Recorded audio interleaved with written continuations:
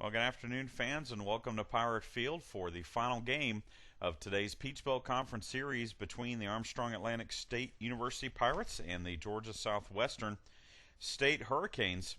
Armstrong Atlantic took games 1 and 2 yesterday in a doubleheader sweep, 16-5 and 7-2. And today the Pirates will look for the sweep behind the right arm of Thomas Gray. 5-1 with a 2.19 ERA for Thomas, making his 9th start of the year. 49 and third innings pitched, 42 hits. He has walked 13, struck out 51. And he'll be countered by Georgia Southwestern right-hander Andrew Wiggum, a former Armstrong Atlantic State Pirate. Played his freshman year here and then transferred to Georgia Southwestern, where he has pitched for the last 2 seasons. A senior. He is 2-3 on the year, with an ERA of 6.88, making his 8th start of the year. 35 and a third innings pitched for Andrew, 48 hits given up. He has walked 12 and struck out 24. However, 2 years ago, in his first game back at Pirate Field as a member of the Hurricanes, he pitched well. 5 and a third innings of relief with 5 hits given up, 2 runs, 1 walk, 2 Ks. That was in a 7-2 loss to the Pirates. Last year, the Pirates hit him fairly hard. 4 innings pitched, 8 hits, 8 runs, only 5 earned, 1 walk, and no strikeouts. So Andrew Wiggum against Thomas Gray in the final game of this 3-game Peach Belt Conference Series. The lineup for the visiting Hurricanes looks like this. Bud Long, the designated hitter, will lead things off for the Hurricanes. Bo Parker will play second and bat second. Zach Stanton, who had a 2-run home run for the Hurricanes yesterday, will be at third, and he will bat third. Francisco Gomez, the catcher, will bat cleanup. Jared Allen will play first base and bat fifth. Heath Locke, the right fielder, will bat sixth. He had a 3-hit day in the second game of the doubleheader. Shane Doyle, the shortstop, will bat seventh. Daniel Lynn will play left field and bat 8th, and Chris Lingham will be the center field, and he will bat 9th.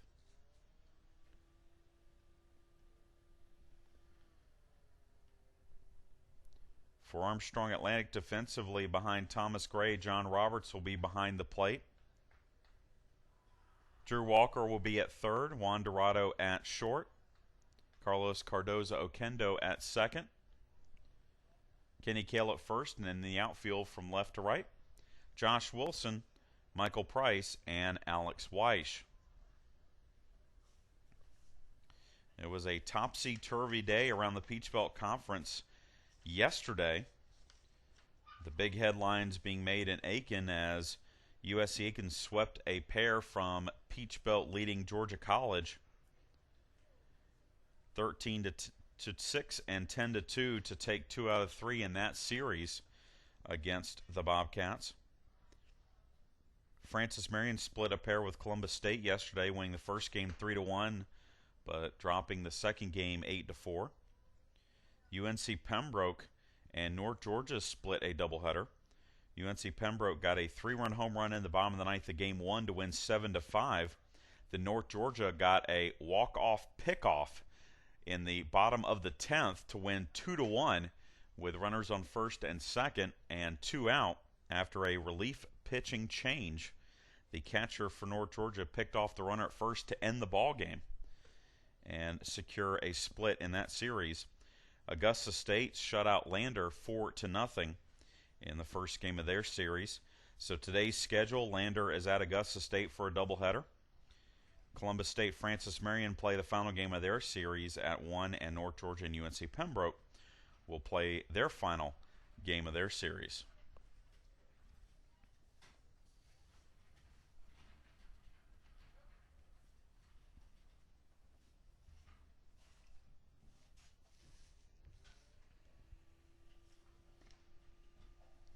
Thomas Gray's warm-up tosses are done, and we get set for action as Bud Long steps to the plate, serving as the designated hitter for the Hurricanes, hitting a team best .351, 40 hits and 114 at-bats. No home runs and 14 runs driven in.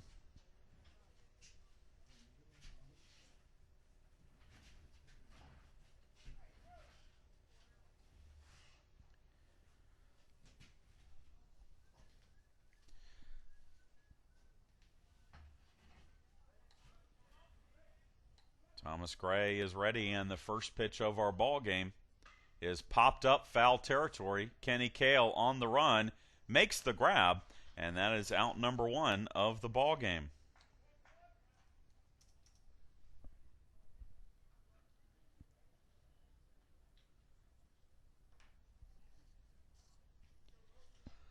So that brings up Bo Parker, the second baseman, hitting .278, 5 hits and 18 at-bats, making his 5th start of the year.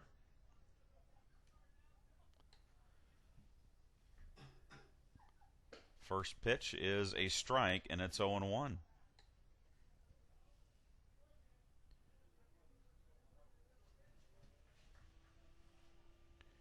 Parker came in defensively in the first game of yesterday's doubleheader and went 1 for 2 with an RBI. He hits a fly ball into center field. Backing up is Michael Price. He makes the grab, and there's quickly 2 away.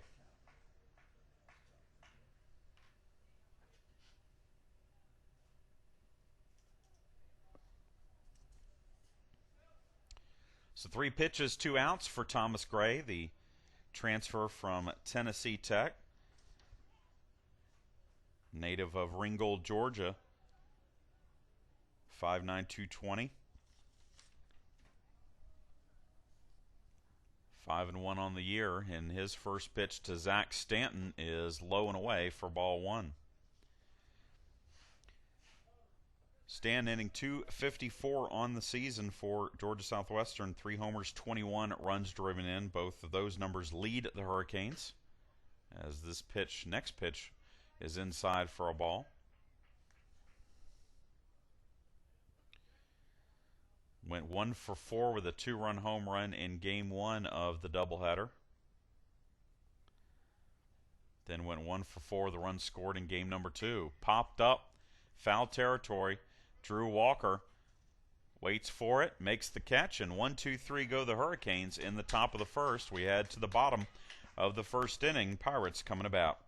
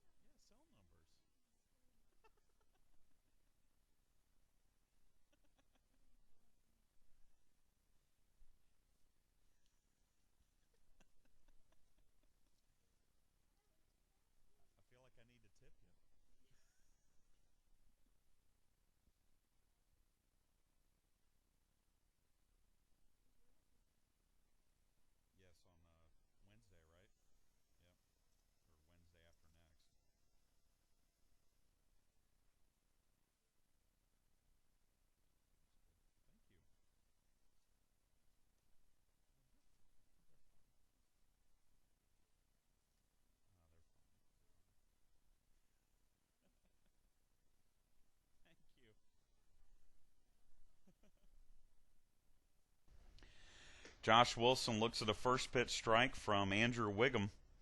As we bat in the bottom of the first inning, it'll be Wilson, Dorado, and Alex Weish against Wiggum here in the first. Kenny Cale will bat cleanup as there's another strike.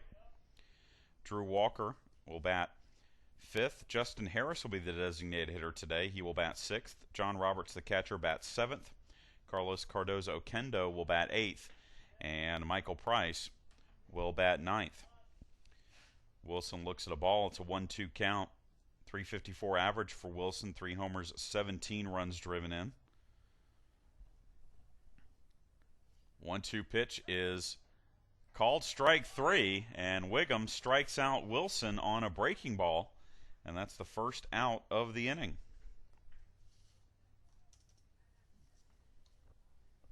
So Wiggum, who did not strike out a batter in last year's start against the Pirates in Georgia Southwestern, strikes out the first batter he sees here this afternoon, and it brings up Juan Dorado, who is hitting .396, and the first pitch to him is low for ball 1. Dorado, no homers, 22 runs driven in, and also a Peach Belt leading 20 sacrifice hits. Hits one up the middle, and it's a base hit. So the Pirates get the first hit of the ball game on Juan Dorado's 1-out single. And it brings up Alex Weish. Weish had an interesting day yesterday. He hit 2 home runs, had 5 RBIs in the first game. So Georgia Southwestern intentionally walked him twice in the second game. He was still able to deliver an RBI single, which extended his hitting streak to 16 games. First, or the throw over to first. Dorado back. Dorado was picked off once yesterday.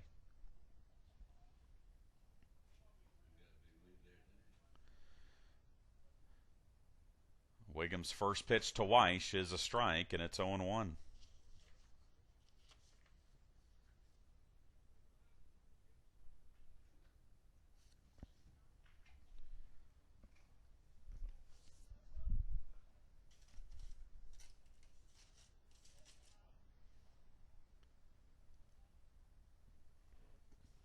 Weish hitting .449 on the year. That leads the team and ranks 3rd in the Peach Belt Conference.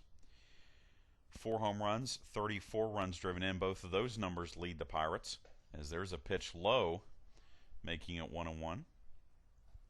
He is slugging .678 and has a .518 on-base percentage. The former SIAC Freshman of the Year at Albany State, having an outstanding debut year for the Pirates here in 2009.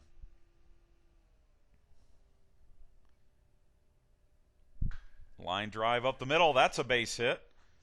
And Weish extends his hitting streak to 17 games, and the Pirates have runners at first and second with 1 out for Kenny Cale.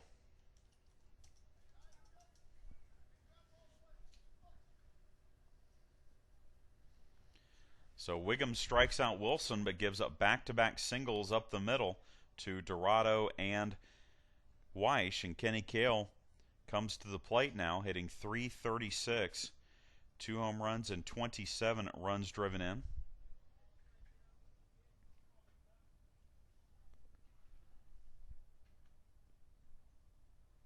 Wiggum's first pitch is a strike, and it's 0-1.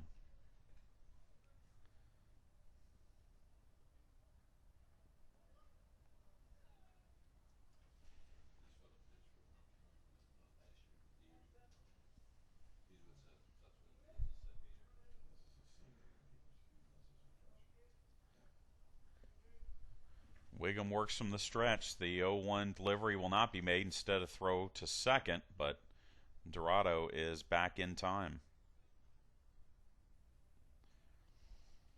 Wiggum does have 1 pickoff on the year, but opposing base stealers are a perfect 5 of 5 against the tall righty. 1-0 pitch is in the dirt, and it's 1-1. We're in the bottom of the first between the Pirates and the Hurricanes here at Game 3 of this Peach Belt Conference Baseball Series. Another gorgeous day in Savannah. Not a single cloud in the sky, blue skies as far as the eye can see. Temperatures in the upper 60s. Little breezy, but not as windy as it was yesterday.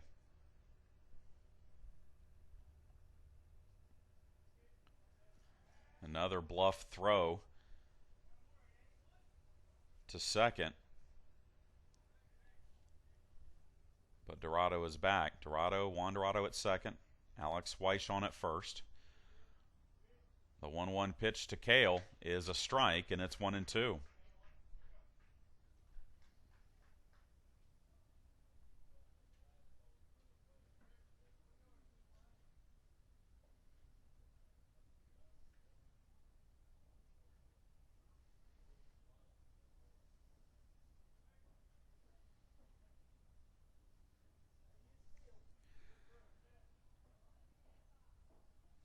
Another throw or bluffed throw to second. They're paying special attention to Dorado over on second base, trying to cut down his lead.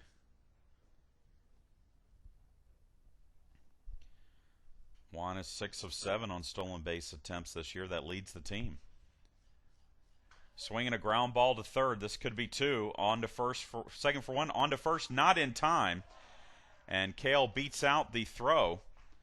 So there'll be runners on first and third, but with 2 out.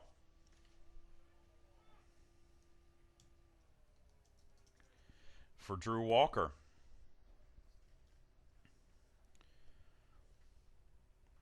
Walker hitting .382 for the Pirates as a true freshman.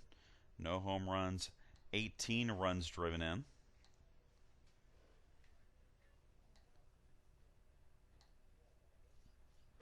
Takes a ball outside, and it's 1-0. Walker was 1 for 4 with a pair of runs driven in the first game of yesterday's doubleheader.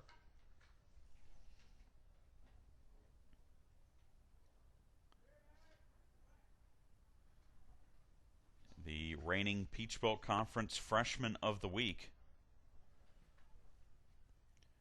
Walker has essentially taken over the starting third base job from junior Brian Roby, though Roby has seen his role on the mound increase for the Pirates. That could be a contributing factor to that as well. Pitches in the dirt. It gets past the catcher. Gomez never saw it. And so the throw to third is in time.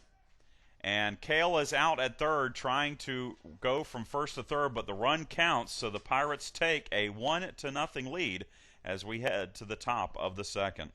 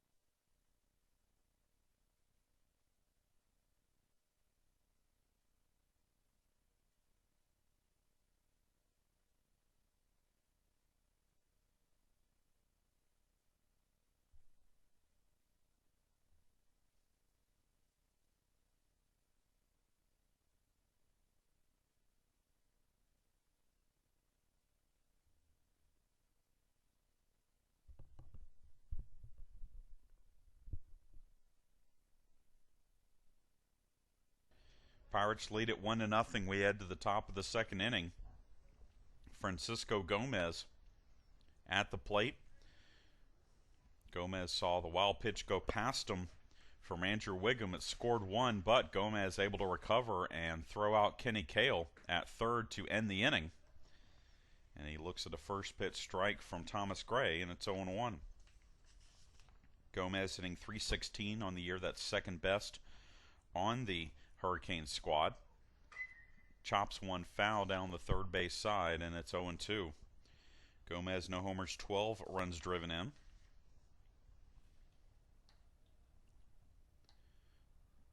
Went 1 for 4 with an RBI in the first game of yesterday's doubleheader, which he played behind the plate. Played first base in game number 2 and went 2 for 5.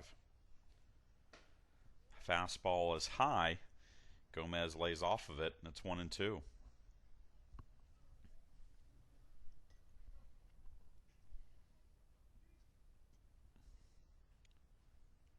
1-2 pitch, grounded to third.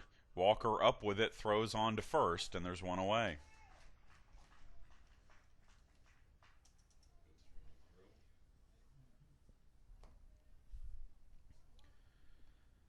That brings up Jared Allen, the first baseman today.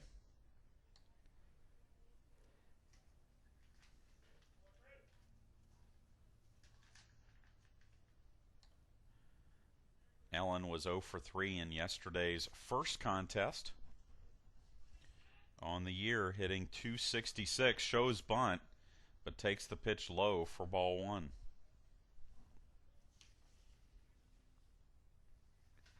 Two home runs, 12 runs driven in. Also a perfect 8 for 8 on stolen base attempts, so he has good speed. Pitch is a strike, and it's now 1-1.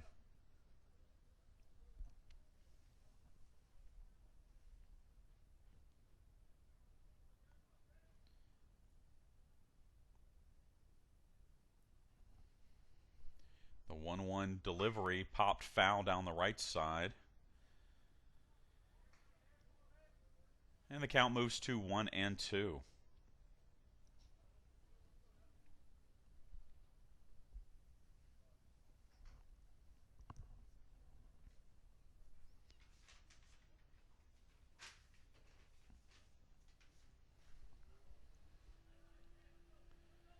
Thomas Gray's 1-2 pitch, down and away, and it's 2-2. Pirates will host Flagler on Tuesday at 3 o'clock in a non-conference game here at Pirate Field before hitting the road for 3 games at UNC Pembroke next weekend. Swing and a pop-up again. This one will get out of play. Keeping the count at 2-2, the Pirates will play UNC Pembroke on Friday night, 7 o'clock, and then a 2 o'clock doubleheader on Saturday for that 3-game series. Again, the Braves split a doubleheader with North Georgia yesterday. They're playing the final game of their series today. Swinging another pop foul out of play.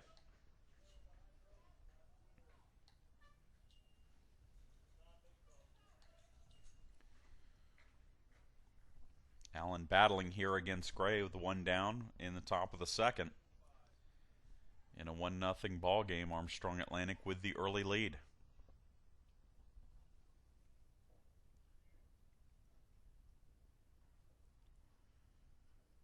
Two-two pitch again popped out of play.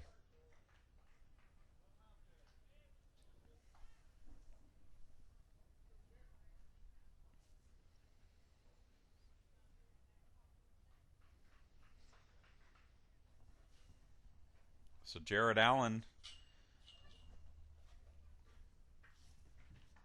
fouling off a few pitches from Thomas Gray, the sophomore from Toombs County High School, looking for his first hit of the series. And that one is just foul down the left side. Just about by a 1.5 feet past the third base bag.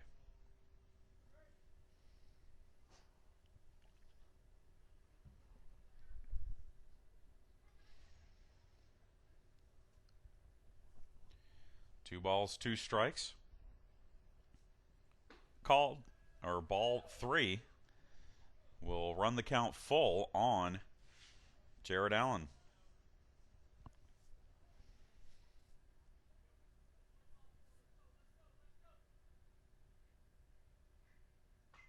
And another pitch fouled back out of play.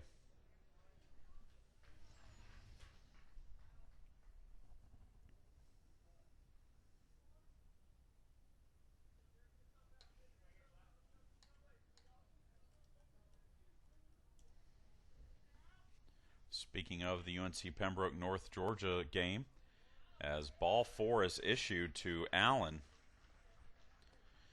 The Braves and the Saints are tied 0-0 in the top of the second. So Allen works a walk and gives the Hurricanes their first base runner, and it brings up the right fielder, Heath Locke.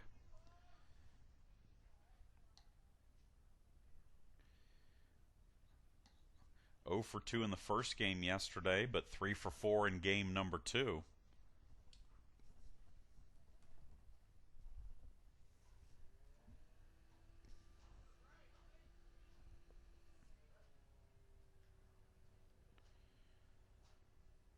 Gray's first pitch is a strike, and it's 0-1.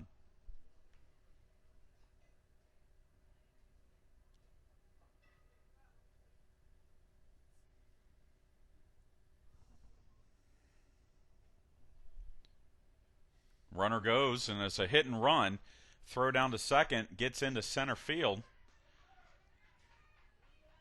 And so there will be a runner on third with less than 2 out.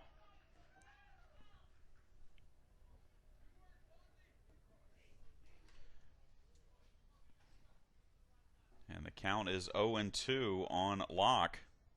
But the stolen base for Allen. And the error on the throw by Roberts puts Allen at third.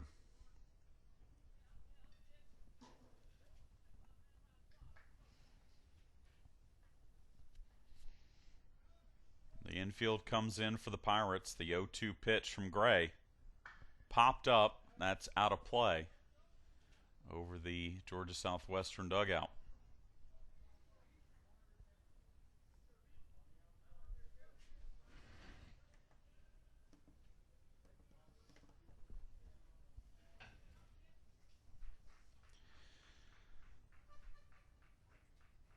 The 0-2 pitch, high for a ball, and it's 1-2.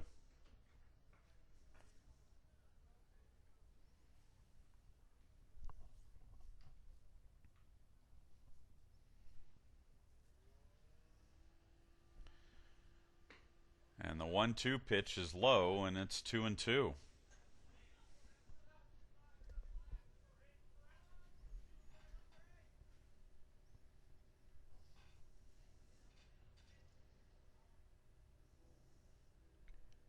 Swinging a fly ball into center field. This will be deep enough to get the run home as Michael Price makes the catch, and Allen trots home. It is now 1-1.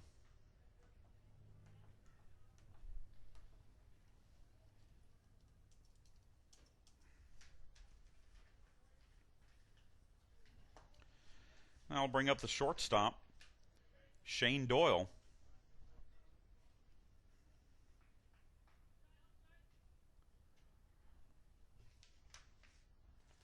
Breaking ball from Gray drops in for a strike. It's 0-1. Doyle, .253 average on the year for Georgia Southwestern. 1 home run, 13 runs driven in.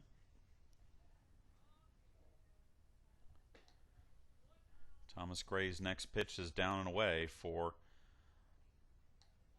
a ball. Doyle went 0 for 3 with a run scored in the first game. He did not play in game number 2. And he fouls off the next Thomas Gray pitch, making it 1-2. 1-1, we're in the top of the second here at Pirate Field. Swinging a fly ball into left field. Tracking it is Josh Wilson, and he will make the grab, and that will retire the side. But Georgia Southwestern strikes back with a single run. We go to the bottom of the second. It's 1-1 here at Pirate Field.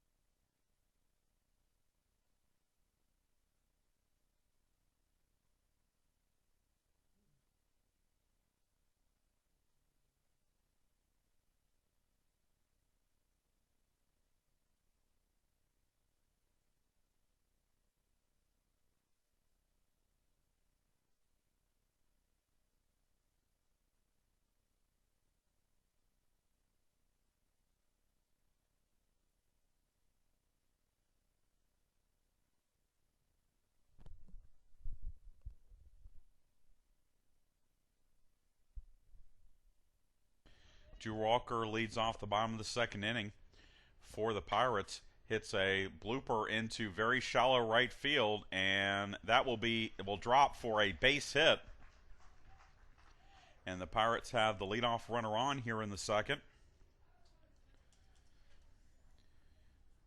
Walker was at the plate when a wild pitch scored a run for the Pirates, but the third out was made at third base when Cale tried to move from first to third on the wild pitch. And now Justin Harris steps to the plate. Freshman designated hitter from Ringgold, Georgia. Hitting .364, hits a high chopper to short. This could be two. To first for one, on to first, not in time. And the first out is recorded as Walker is cut down at second.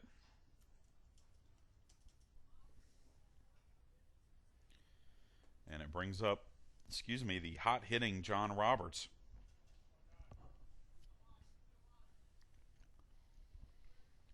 Roberts batting .317 on the year, a home run, 19 runs driven in. But in the last week, he is hitting .717 for the Pirates. First pitch is outside, or I guess it's a strike. Snap throw down to first, but Harris is back safely.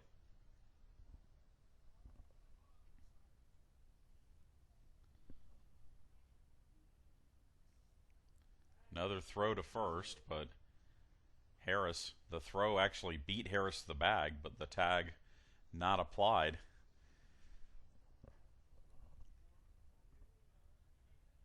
Harris has not attempted a stolen base this season. Next pitch from Roberts is low, and it's 1-1.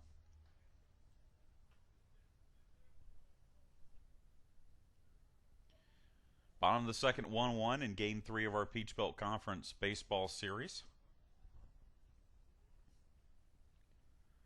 Swinging a ground ball off of the first baseman, but it caroms to the second baseman, Parker. Parker then flips it back to Allen, so it's your garden variety 3-4-3 ground out. And that's the second out of the inning.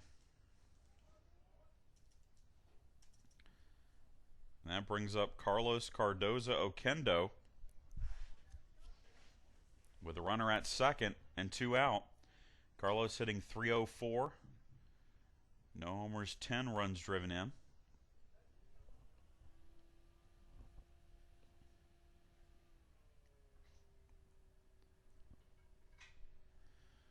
First pitch to him is a strike from Wiggum.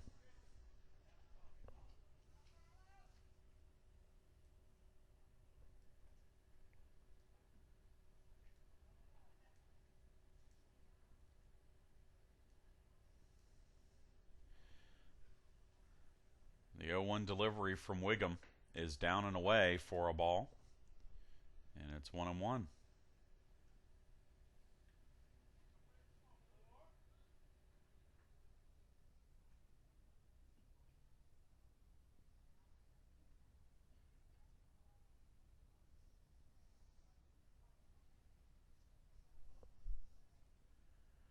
One pitch high and tight to Carlos. And it's 2-1. Carlos was 1 for 4 with an RBI in the second game yesterday. In the first game, he was perfect, 3 for 3 with a double. There's a strike, making it 2-2.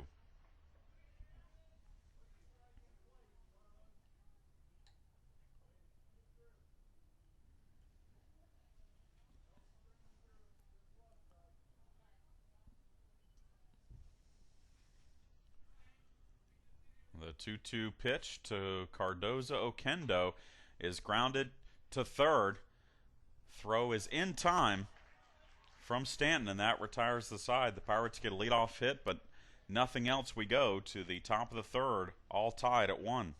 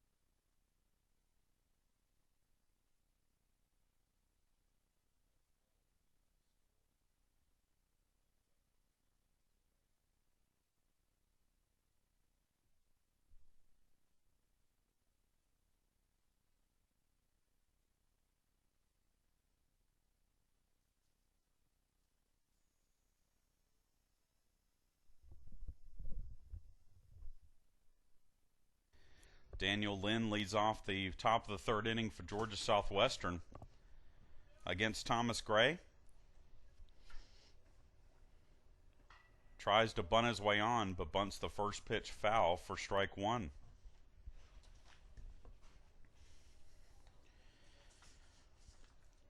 Lynn hitting .208, 15 hits and 72 at-bats on the season. No homers and 8 runs driven in.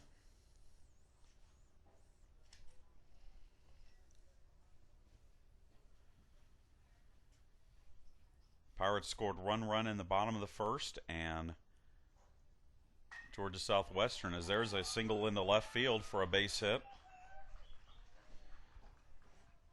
Georgia Southwestern scored a single run in the top of the second. And Georgia Southwestern has the leadoff runner on for Chris Lingham, the center fielder.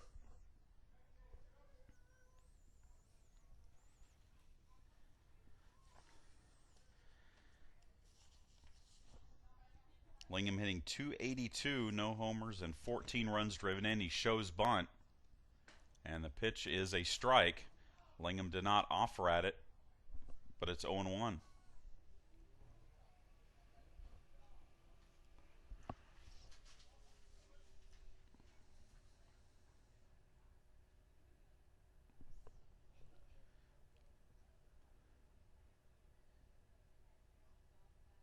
Throw to first, but Lynn is back.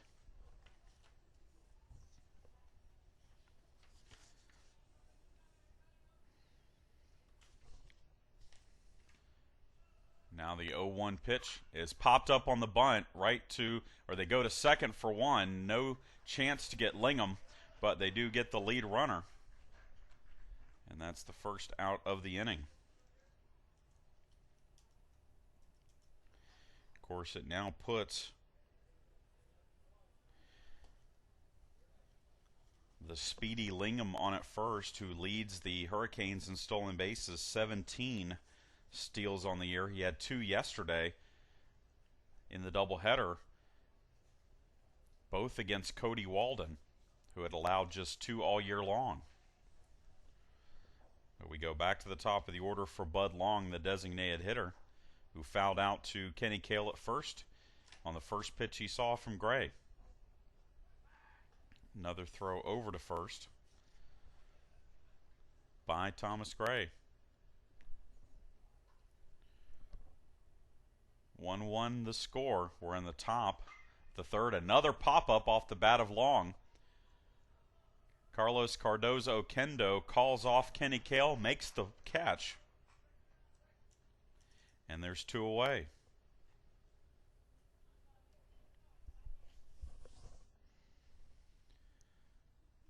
And that'll bring up Bo Parker, who flew out to center field his first time up.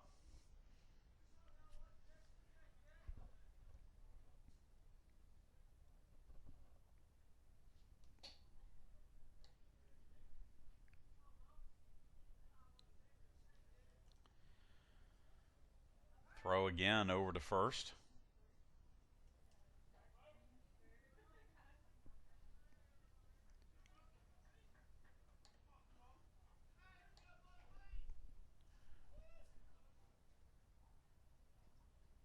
Another throw over to first. So paying special attention to Lingham are the Pirates.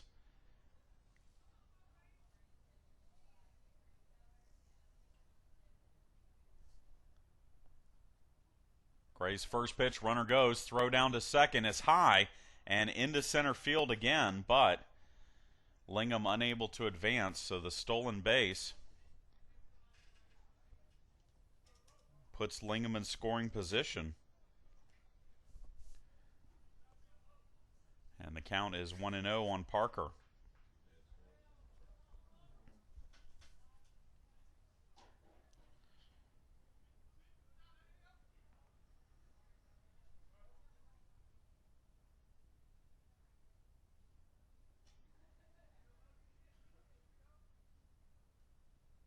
Gray checks the runner at second, delivers to the plate a pitch that's high, and it's 2-0.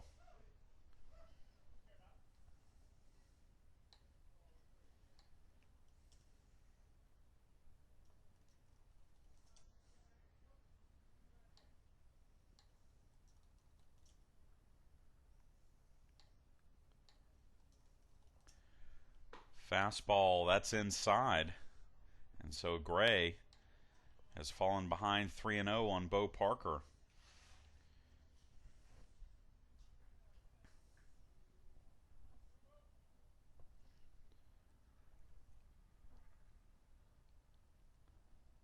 Rio pitch is high, and ball 4 issued to the second baseman.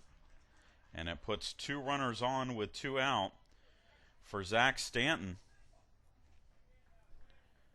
who fouled out to Drew Walker his first time up.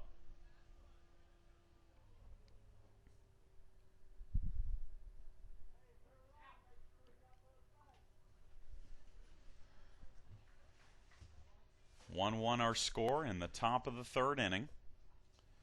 Georgia Southwestern threatening with 2 on but 2 out. And Thomas Gray throws to second, but Lingham is back safely.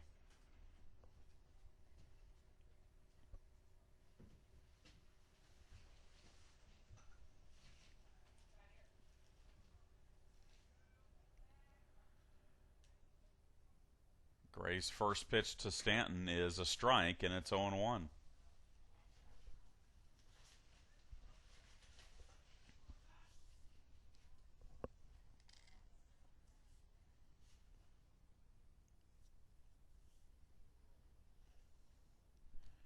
The 0-1 pitch from Thomas. Popped up. Cale on the run and cannot make a play on it. It was a long run for Cale, but he short hopped it, and that'll be strike 2 on Stanton.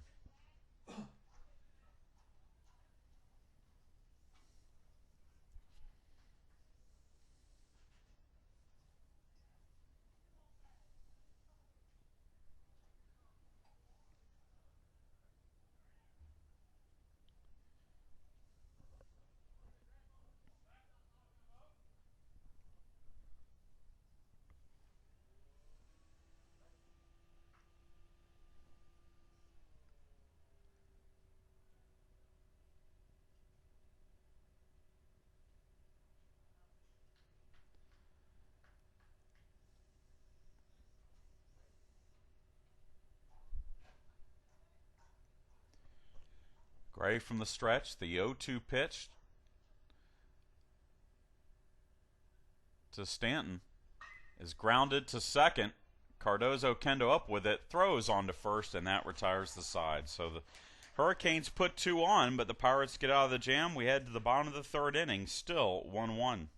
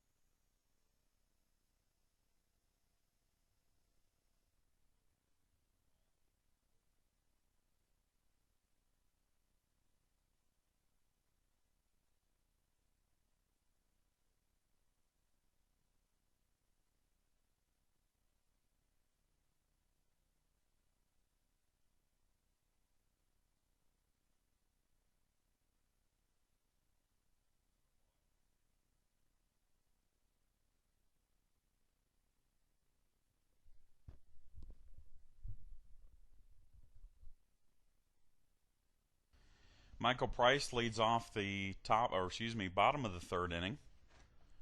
Armstrong, Atlantic, and Georgia Southwestern all knotted up at 1 apiece. Price hitting .388, 26 hits and 67 at-bats, no homers and 15 runs driven in. Show's bunt takes a strike from Andrew Wiggum, and it's 0-1. 1 run on 3 hits and 1 error for Armstrong Atlantic. 1 run on 1 hit, no errors for Georgia Southwestern. Next pitch is high And it's 1-1 to Price.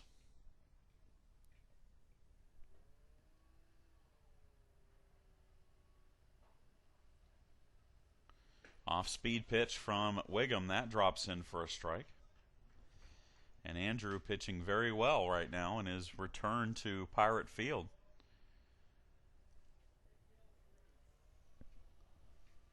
The 1-2 delivery. Lined right to the second baseman, Bo Parker. Parker grabs it for out number 1.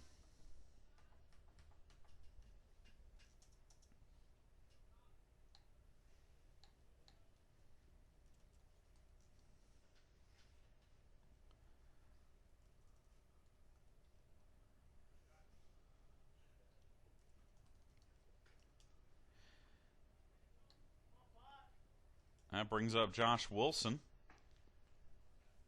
who takes a pitch high for ball 1. Wilson caught looking.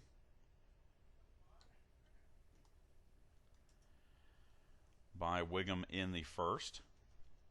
And then a strike here makes it 1-1.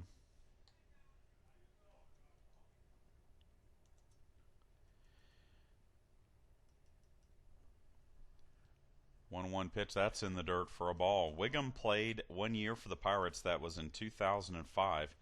He pitched in 9 games, had no record, a 6 ERA, 15 innings pitched, gave up 20 hits, walked 13, struck out 13. As there's a fly ball into right field.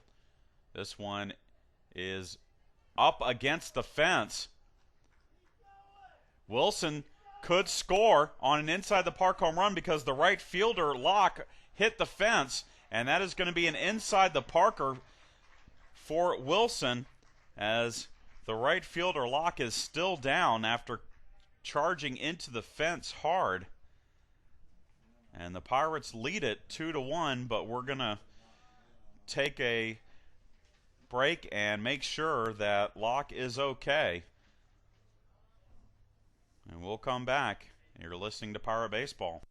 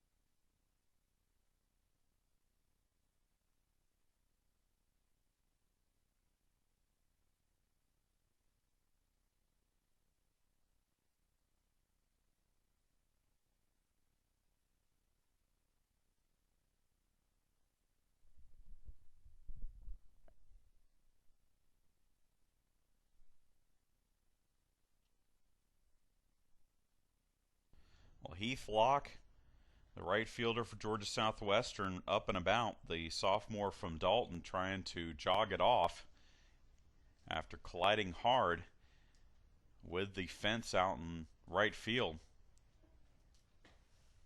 ASU head athletic trainer Daniel Heinley out to talk things over with Locke, but it looks like he will stay in the ball game.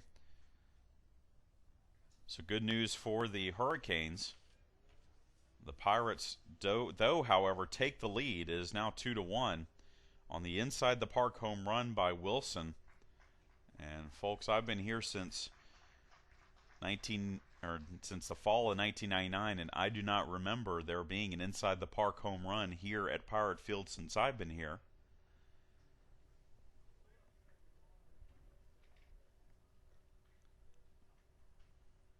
But Ronderado will now be at the plate.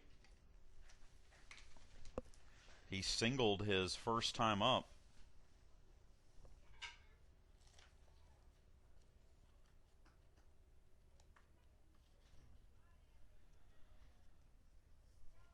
Came into today hitting .396 for the Pirates. And Wiggum's first pitch to him is high for ball one.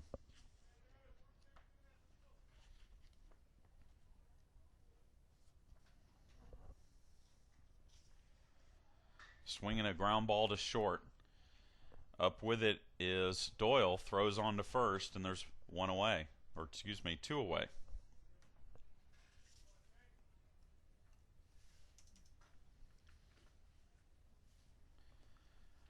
That brings up Alex Weish, singled in the first to extend his hitting streak to 17 games.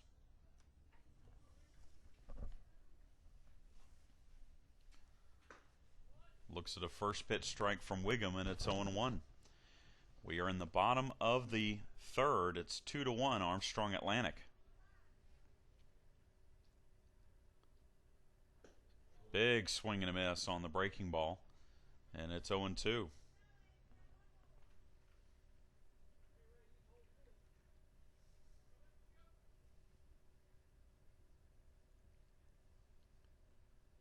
And the 0-2 pitch is high and tight.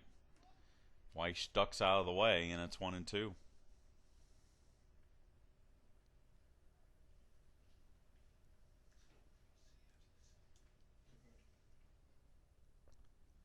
Swinging a ground ball that is a fair ball. The catcher, Gomez, comes out and throws out Weish at first, and that retires the side. But the Pirates take the lead on the inside the park home run by Josh Wilson. We go to the top of the fourth. It is 2-1 Pirates.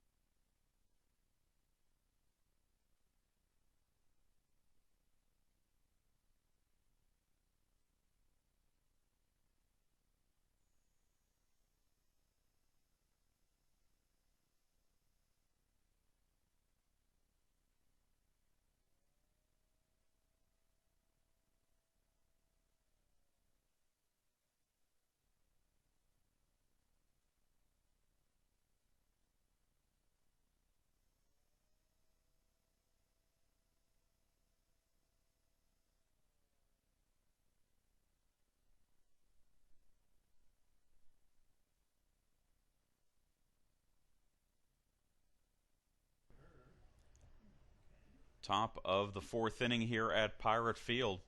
It'll be the 4, 5, 6 hitters in the order for Georgia Southwestern against ASU right-hander Thomas Gray as Francisco Gomez steps to the plate. Catcher made a nice play to end last half inning, coming out from behind the plate to throw out Alex Weish at first. And now he will lead things off. Gomez grounded out to third his first time up. Gray's first pitch is grounded through the hole. That's into left field for a base hit. So for a second straight inning, the Hurricanes get the leadoff runner on. And it brings up Jared Allen, who drew a walk and scored Georgia Southwestern's only run.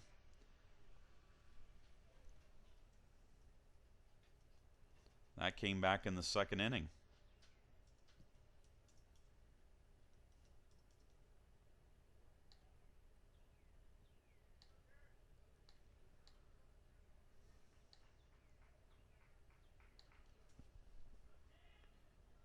Allen shows bunt. The runner goes. It's a hit and run, and Allen fouls off the pitch for strike one.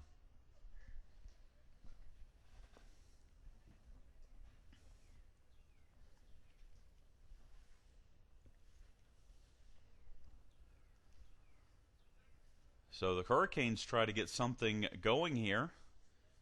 Showing bunt, but pulling back for a hit and run. We'll see if that's the same call here. Allen does shorten to bunt. And now he takes a pitch low for ball one. Gomez was not moving on the pitch.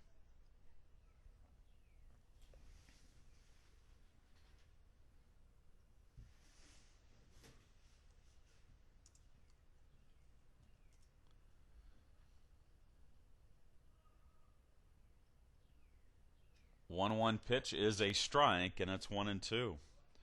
Well, North Georgia leads UNC Pembroke 3-0 in the bottom of the third inning in their third game of their series.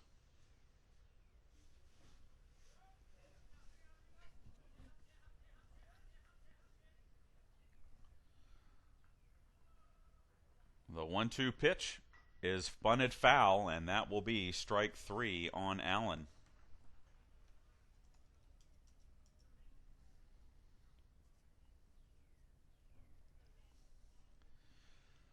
So one down, and the Hurricanes will bring Heath Locke to the plate.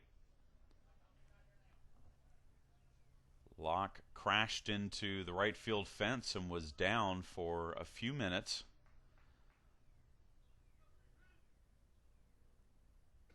First pitch from Gray is a strike, and it's 0-1. Locke hit a sacrifice fly to center field his first time up.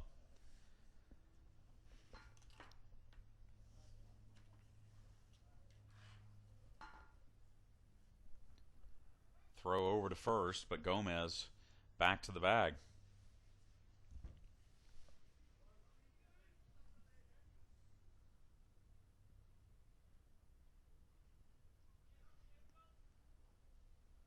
Swing and a miss on the split finger by Gray, and Gray is way ahead of Locke here, 0-2.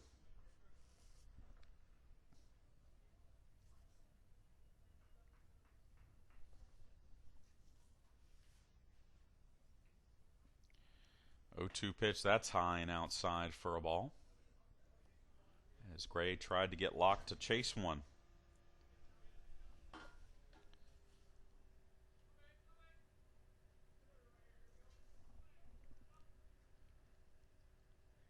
The 1-2 pitch, grounded to second. It's a slow roller, so unable to turn two, but they do get the lead runner as Carlos Cardozo-Kenzo flips it to Juan Dorado for the second out. And it brings up the shortstop, Shane Doyle. Doyle flew out to left in his first at bat.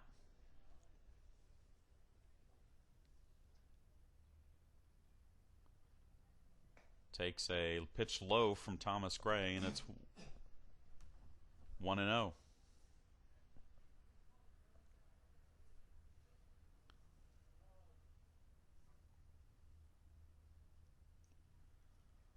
Throw over to first, but Locke isn't going anywhere.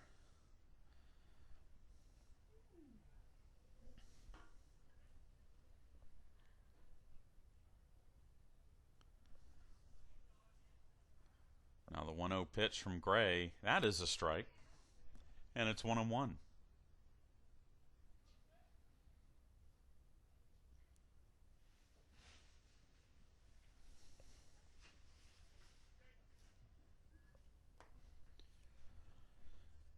The 1-1 delivery from Gray will not be made as he flips it to first to try and cut down on Locke's lead. 1-1 pitch, that's in the dirt, backhanded by Roberts. It's 2-1.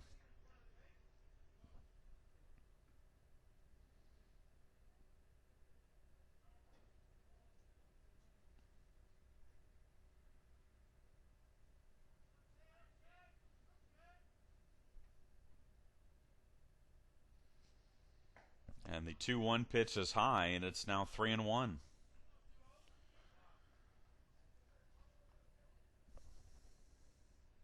Gray has walked a pair through 3 2/3 innings. Runner goes in the 3-1 pitch. It's popped up, foul territory. Kenny Cale gives chase, but he will not be able to make a play on it, and it falls for strike 2.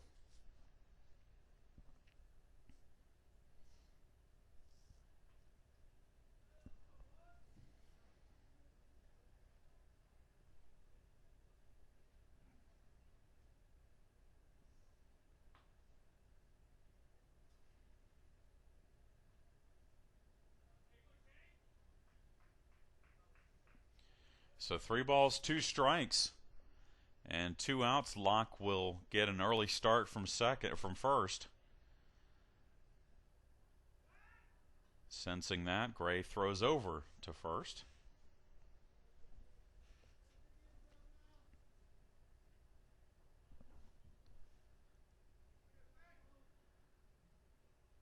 The 3-2 pitch is hit into center field, but on the run is Price. He'll make the grab, and that retires the side. The Hurricanes get the leadoff runner on, but nothing else. We go to the bottom of the 4th. It is 2-1 Pirates.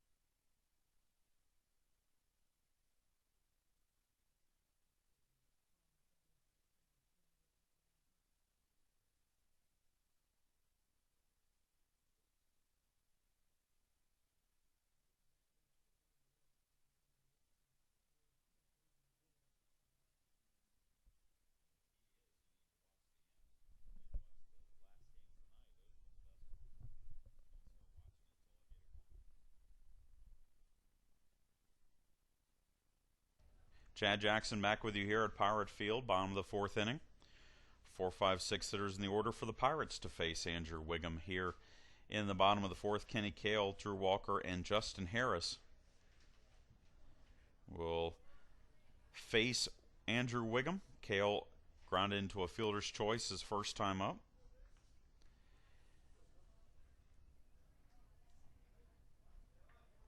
Wiggum's first pitch to Kenny Cale is popped foul out of play for strike 1. Well, fans, we'd like to offer our congratulations to former Armstrong Atlantic State pitcher Leon Boyd, one of the stars for the Netherlands in the World Baseball Classic this week.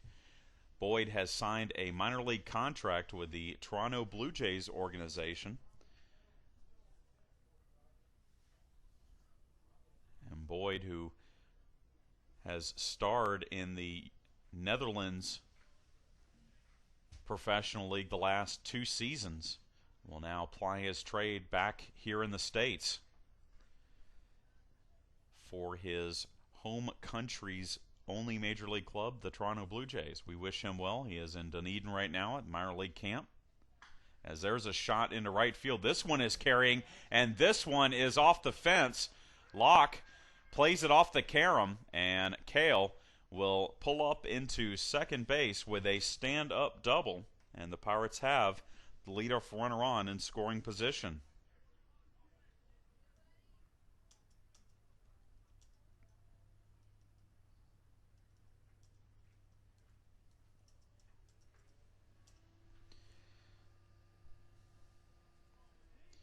For Kenny Cale, that is his 10th double of the year. And Drew Walker steps to the plate. He singled his first time up.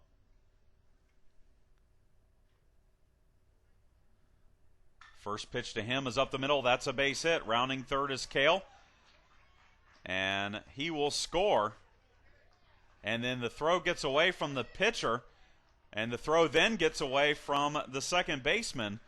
So The Pirates add a run, and Walker switches places with Cale. It's 3-1.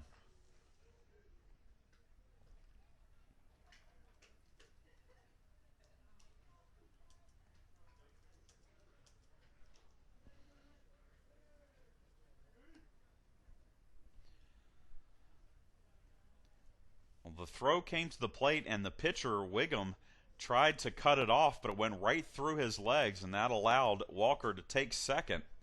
So Walker is on at second. Justin Harris is at the plate. He grounded into a fielder's choice his last time up.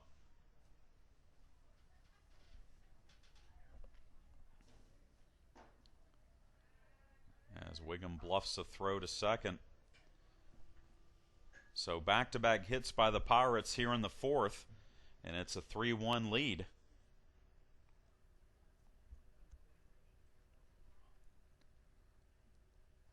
Wiggum's first pitch is a bunt, but it kicks foul for strike one.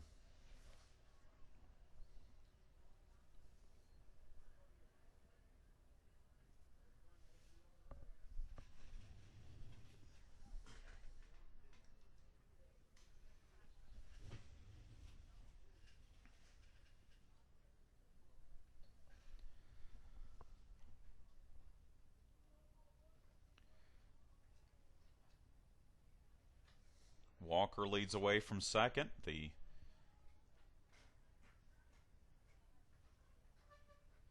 0-1 pitch from Wiggum is in the dirt, taken for a ball. It's 1-1.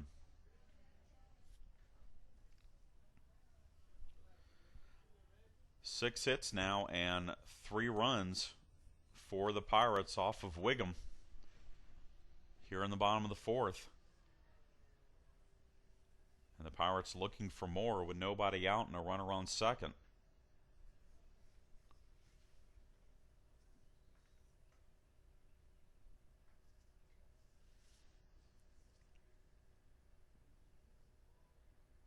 One pitch chopped to second. Flip it to the pitcher, and the pitcher never touched the bag, and they're going to call him out. He never touched the bag.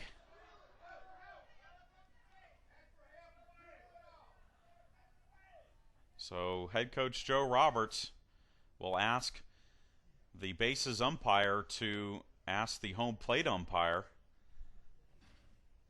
And we'll see what we see.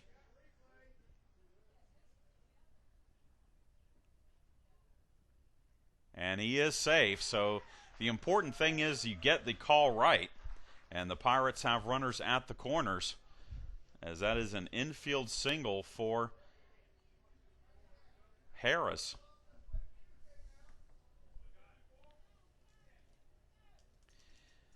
And John Roberts is at the plate with runners at the corners.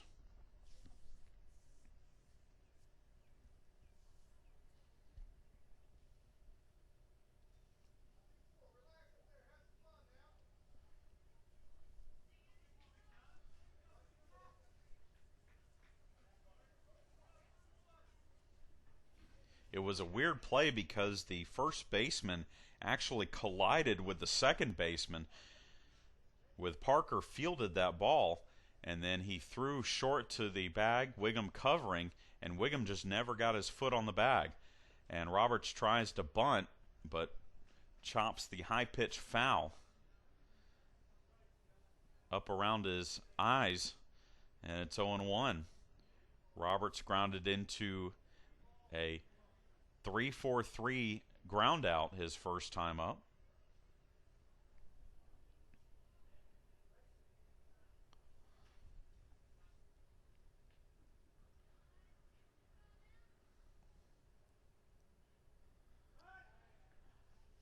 Drew Walker on at third, Justin Harris on at first.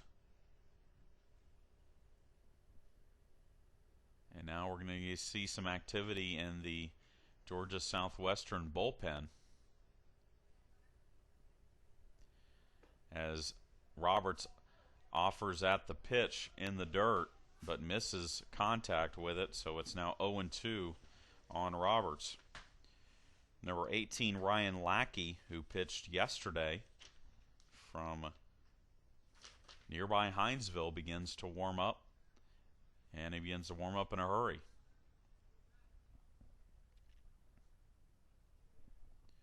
It's still just a 2-run ball game, but the Pirates have the potential for a big inning here. Still nobody out and runners at the corners.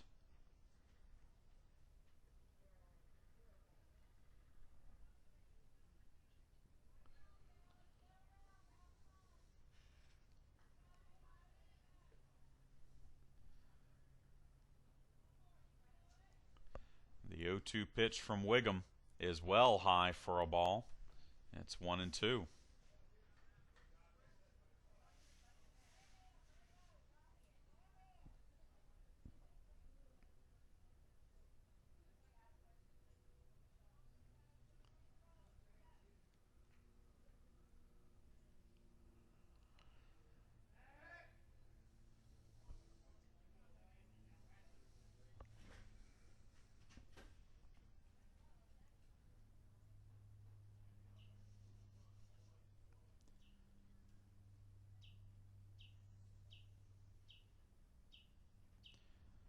The 1-2 pitch is in the dirt, taken for a ball. Roberts laid off of it, and it's 2-2. The South Effingham High School product playing very well of late for the Pirates at the plate. His first collegiate home run during this week in the 19-0 win over Hillsdale. The 2-2 pitch is inside, and the count is now full.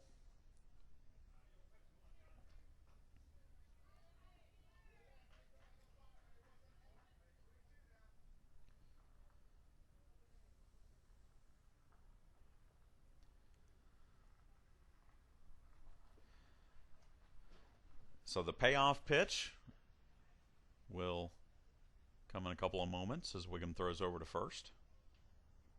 3 straight hits for the Pirates leading off this inning.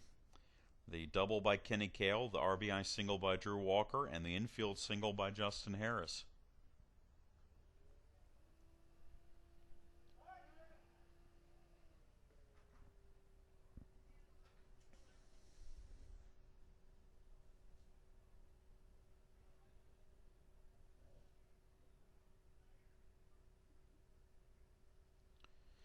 The 3-2 pitch popped foul. That's out of play.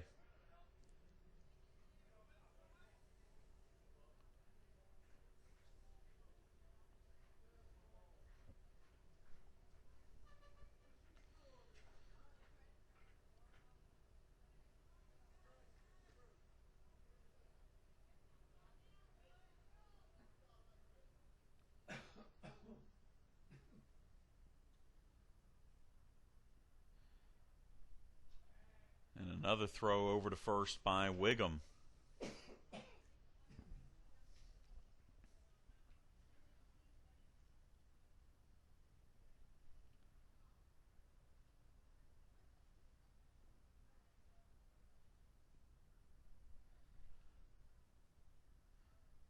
Now the 3-2 pitch again is high, ball 4, and the bases are loaded.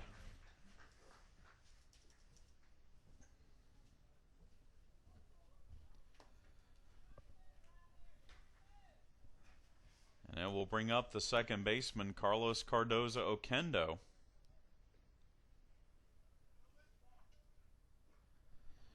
Carlos grounded out to third base his first time up.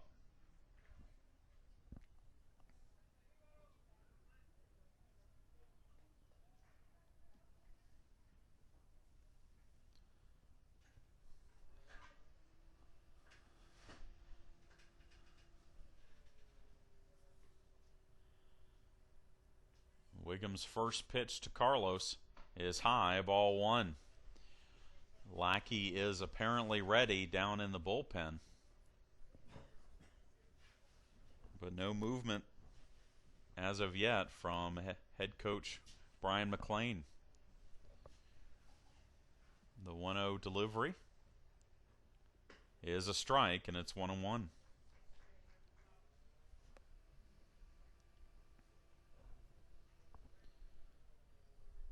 3-1 Pirates lead. We are in the bottom of the fourth, 1 run in, but the Pirates with a golden opportunity for more.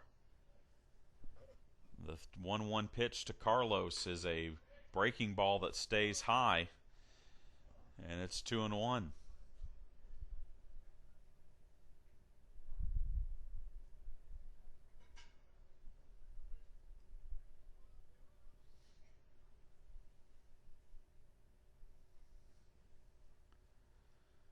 The 2-1 pitch is a strike, and it's 2-2.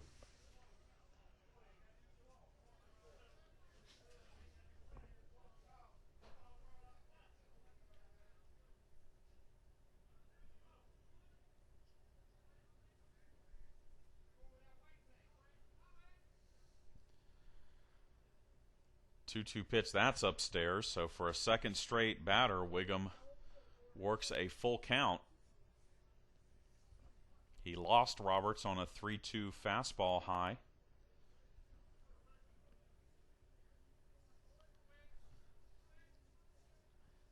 And now the 3-2 pitch upcoming to Cardoza-Oquendo is hit into center field, and this will be caught. Tagging at third and scoring is Walker. And so the Pirates played a run on the sacrifice fly. It's now 4-1.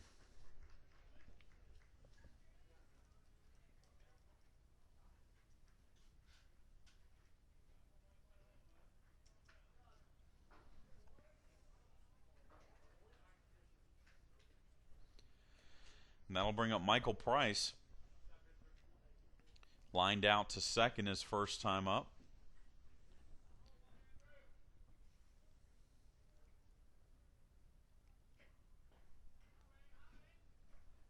And Wiggum's first pitch to Price is outside for ball one.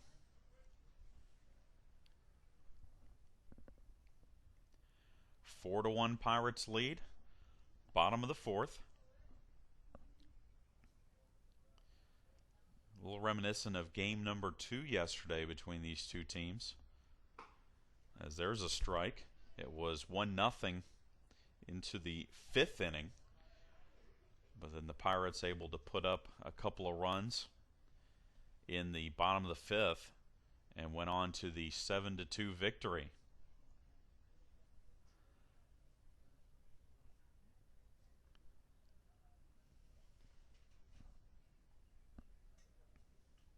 Of course, in that game, a 7-2 game, both teams combined to leave 28 runners on base. There were a lot of base runners in that game.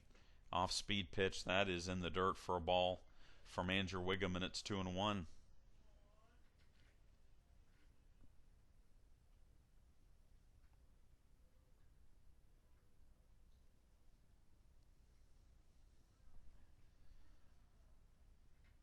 The 2-1 pitch, that's a strike, and it's 2-2.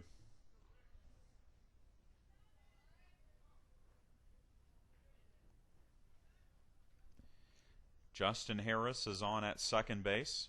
John Roberts is on at first. 2 runs in for the Pirates. The 2-2 pitch from Wiggum in the dirt, and it's 3-2. So a third straight full count for Wiggum,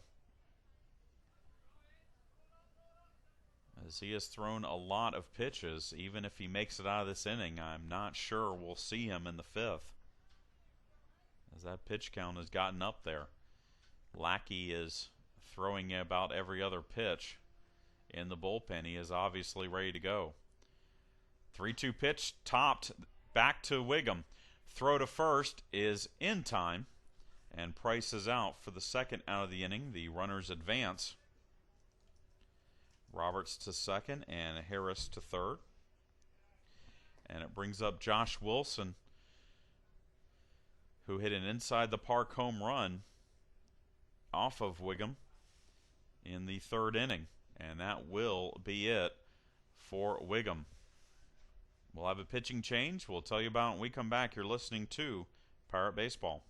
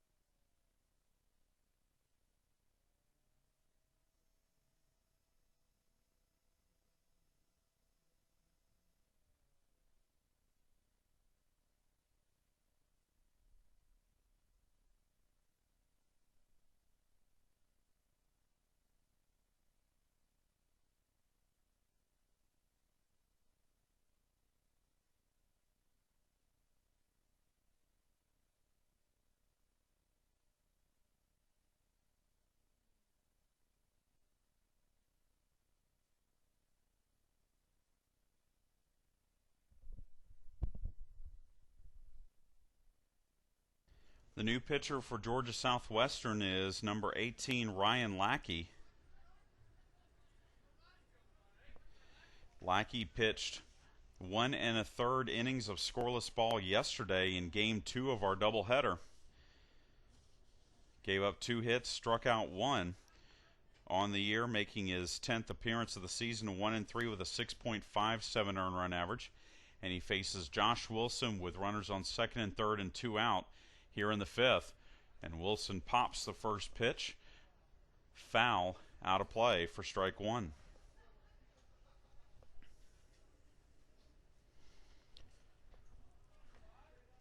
Lackey's thrown 24 2/3 innings, given up 33 hits, walked 9, struck out 17.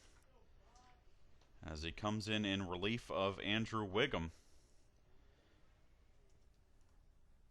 who pitched 3 2/3 innings, gave up 7 hits, 4 runs, walked 1, struck out 1.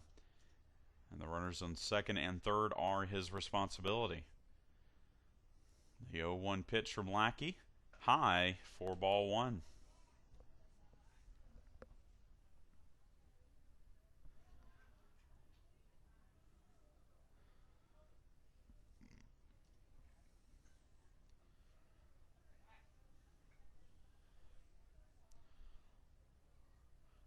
The 1-1 pitch, that is outside for a ball.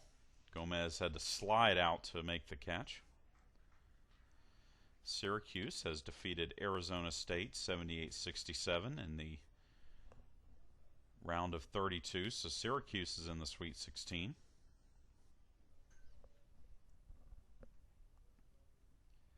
Two-one pitches in the dirt, and it's 3-1.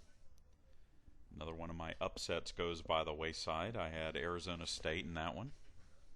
I was a big Pac-10 lover in my bracket this year for some reason. USC, I still got hope for USC tonight, though. 3-1 pitch upcoming from Ryan Lackey to Josh Wilson. And time is called by Josh. 1 for 2 in today's game with that inside the park home run.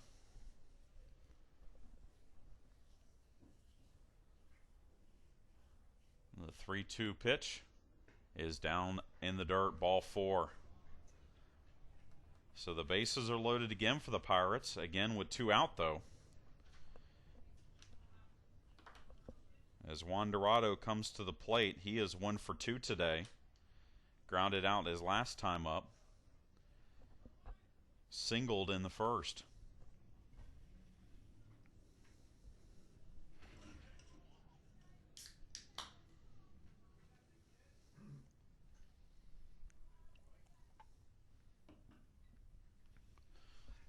Lackey's first pitch to Dorado is low, ball 1. And more activity now in Georgia Southwestern's bullpen.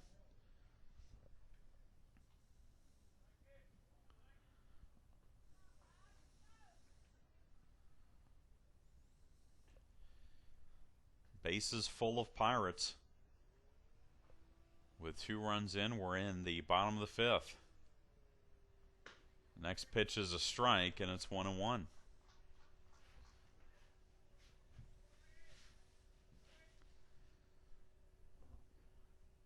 I hope Thomas is limbering up down there for the Pirates. This has been a very long inning. With a 4-1 lead, the Pirates look at ball 2 by Lackey to Dorado. This is approaching about a 15-minute inning with Wiggum going 3 straight full counts on batters, pitching change. Now ball 4 to Wilson loading the bases, and now Dorado at the plate. 2-1 pitch is a strike, and it's 2-2.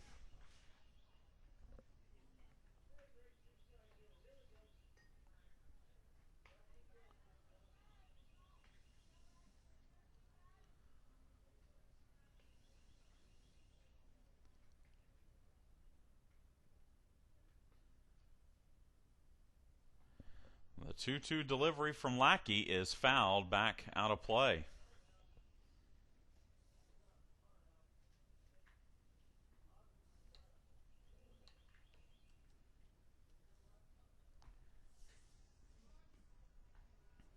North Georgia all over UNC Pembroke, 9-0 in the top of the fifth. In Pembroke, North Carolina, they look like they will go on and win that series as ball 3 issued to Dorado, pitch up over his head. So we'll start the carousel. All the runners on will get a head start. 3 balls, 2 strikes, 2 outs. And the pitch from Ryan Lackey to Juan Dorado is high ball 4.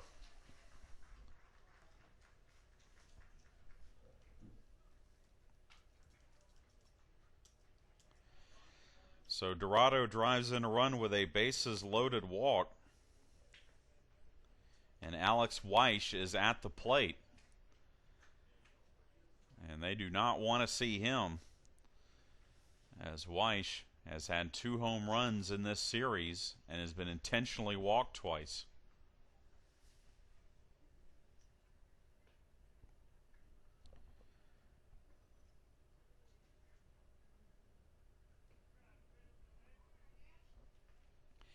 Lackey came in, got Price to ground out, but since then walks to Wilson and Dorado, and this will be a visit to the mound by Brian McLean. We'll see if he makes a pitching change or not. Put it this way, the pitcher in the bullpen thinks he's coming in, even though the motion has not been made. And now it has. We'll see a new pitcher when we come back. You're listening to Pirate Baseball.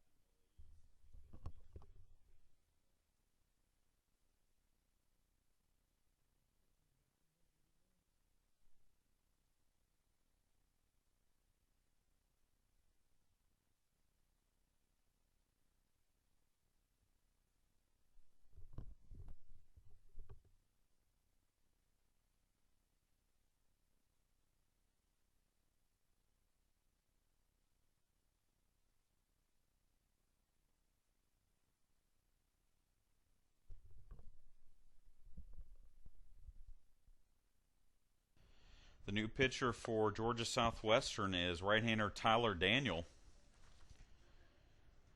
6'3" sophomore from Dublin, Georgia. He pitched 2/3 of an inning and gave up 1 hit and 1 run. And if my memory is correct, he gave up the 2-run home run to Drew Carnes in yesterday's 16-5 win by the Pirates. He faces Alex Weish here with the bases full and 2 out. First pitch is inside for a ball, and it's 1-0. Alex is 1 for 2 in today's game. Grounded out to the catcher Gomez his last time up. He singled in the first.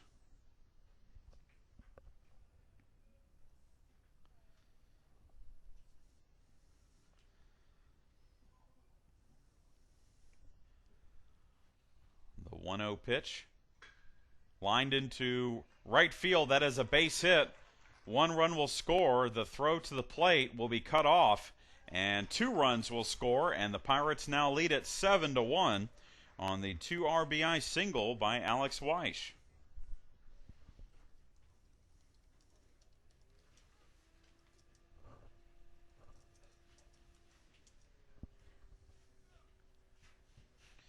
And that brings up Kenny Cale, who started this inning with a double. which seems like it was about a half hour ago. Cale 1 for 2 with that double. Runners at the corners. Juan Dorado is on at third and Weish is on at first.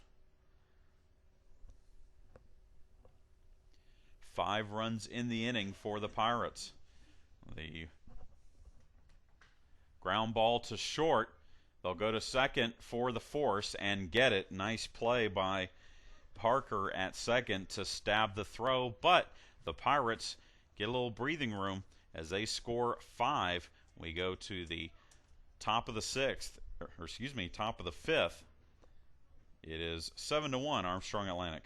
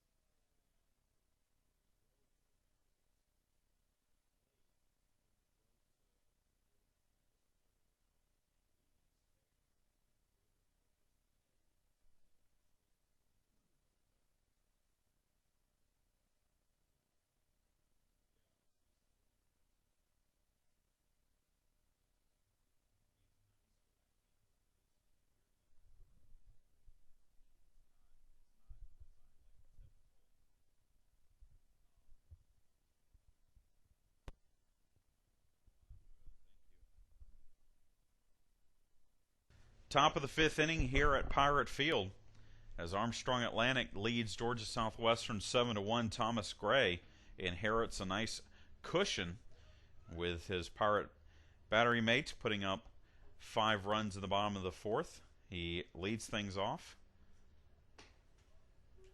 against left fielder Daniel Lynn with a ball low. And it's 1-0. Lynn singled in the 3rd to lead off that inning. Strike at the knees makes it 1-1. Gray has given up an unearned run and 2 hits through 4 innings. He has struck out just 1. There's a strike. And it's 1-2.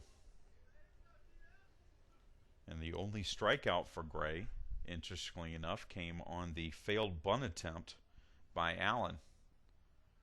Swinging a little pop-up to second. Carlos Cardozo Kendo makes the grab for out number 1.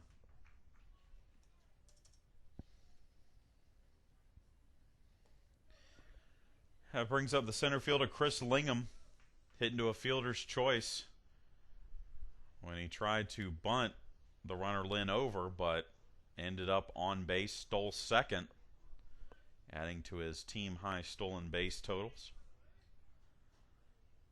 He hits a ground ball up the middle. That's going to get through for a base hit.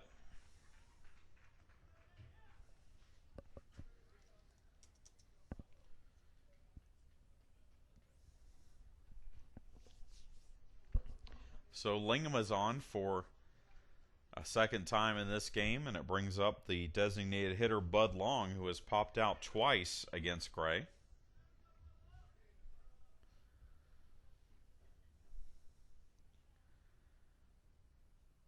Gray's first pitch, the runner goes, throw down to second will not be made.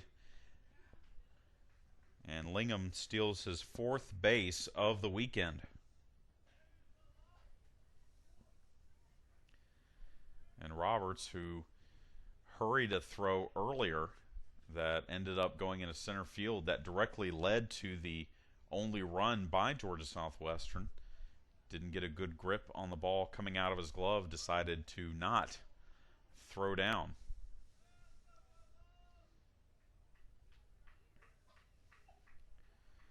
The pitch was a ball, so it's a 1-0 count now on Long. The pitch is high, and it's now 2-0.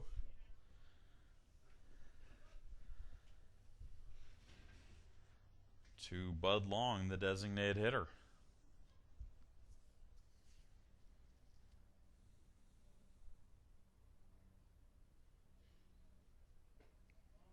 And the 2-0 pitch is low, so it's now 3-0.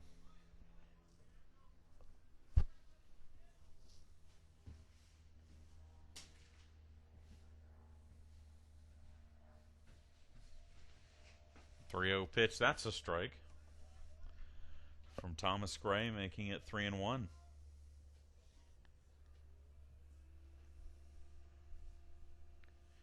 Seven runs, 8 hits, 1 error for Armstrong Atlantic. Here this afternoon, 1 run, 3 hits, 1 error for Georgia Southwestern. Another strike, runs the count full on Long.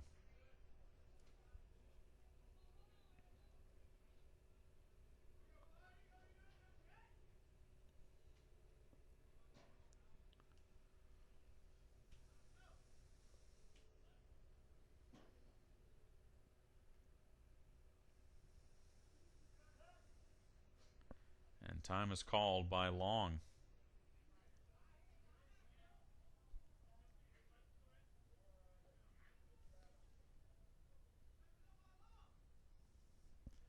Three-two pitch, grounded to second. Cardozo Kendo throws on to first, but the throw is wide. That's going to be an infield hit. And there are now runners at the corners.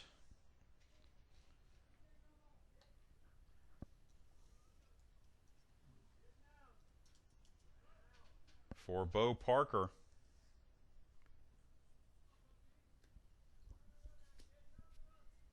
The Hurricanes' second baseman, who is 0 for 1 with a walk.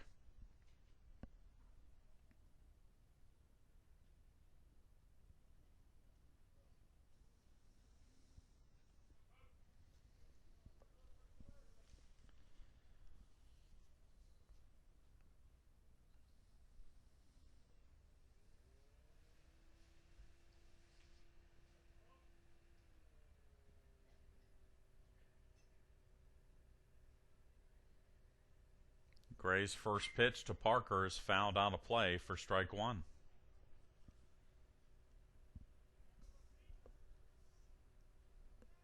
Again, the Pirates will step out of conference Tuesday, taking on Flagler. That'll be at 3 o'clock. And you'll be able to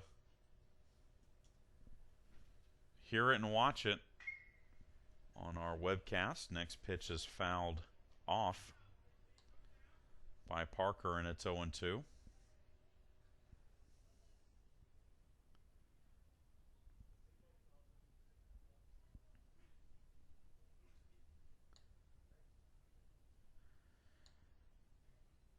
Georgia Southwestern will have a non-conference game on Wednesday against Thomas University.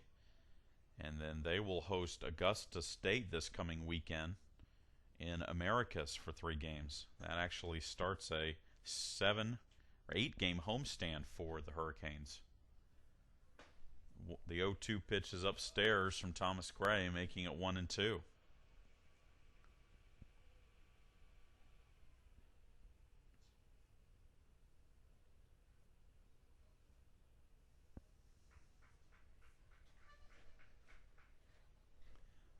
The 1-2 pitch from Gray. A throw to first. They've got the runner picked off. And he is out. 1-3-6. Cale had to wait to throw down to see if Lingham was going to go. When he didn't, Cale threw down and Dorado applied the tag, and there's now 2 down in the inning.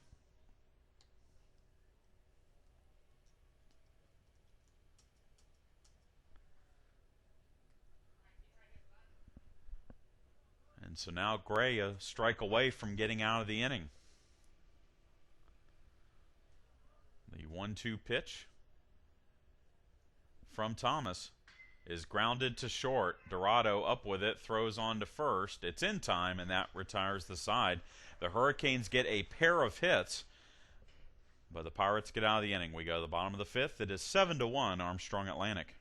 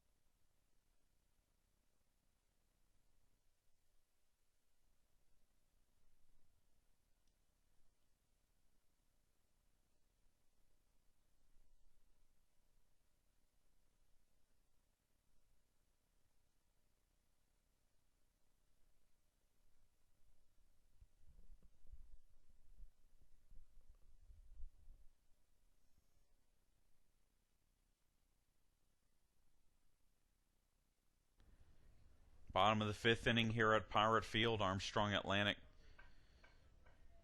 will send Drew Walker, Justin Harris, and John Roberts to face reliever Tyler Daniel. One defensive change for Georgia Southwestern. Cody Adams is now at first base in place of Jared Allen.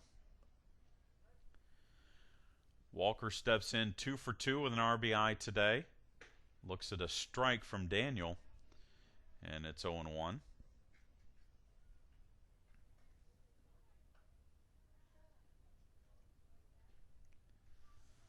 The 0-1 pitch. That's down and in for a ball, making it 1-1.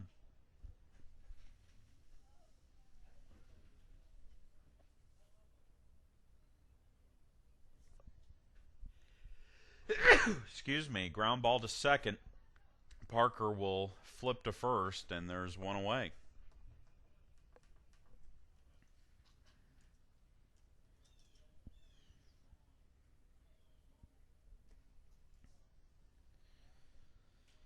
I'll bring up Justin Harris. He is 1 for 2 with an RBI, or a run scored and a single.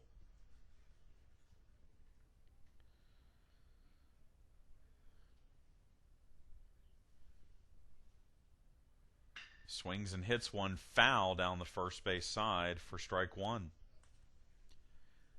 Harris reached on an infield single that was mildly controversial in the fourth inning. He was initially ruled out, but an appeal to the home plate umpire ruled that the pitcher Wiggum did not catch the bag. And the 0-1 pitch is in the dirt for a ball, and it's 1-1. 8 hits for the Pirates. 4 of those 8 came in the fourth inning, but the Pirates also the benefit of 3 walks in that inning. Big swing and a miss on the off-speed pitch by Daniel, and it's 1-2.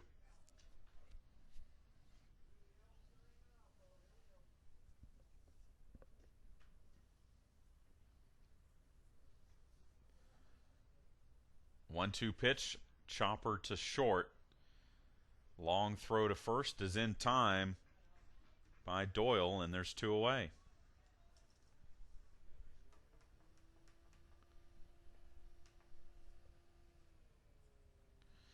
That brings up John Roberts, who drew a walk his last time to the plate.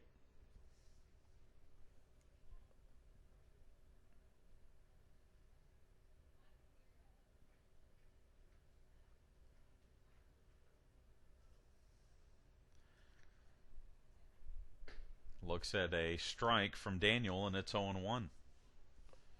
Bottom of the fifth here at Pirate Field. It's 7-1 Armstrong.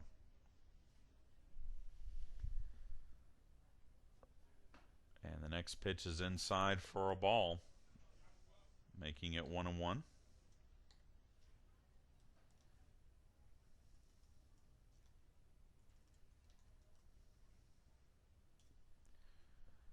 And the next pitch is high, and it's 2-1.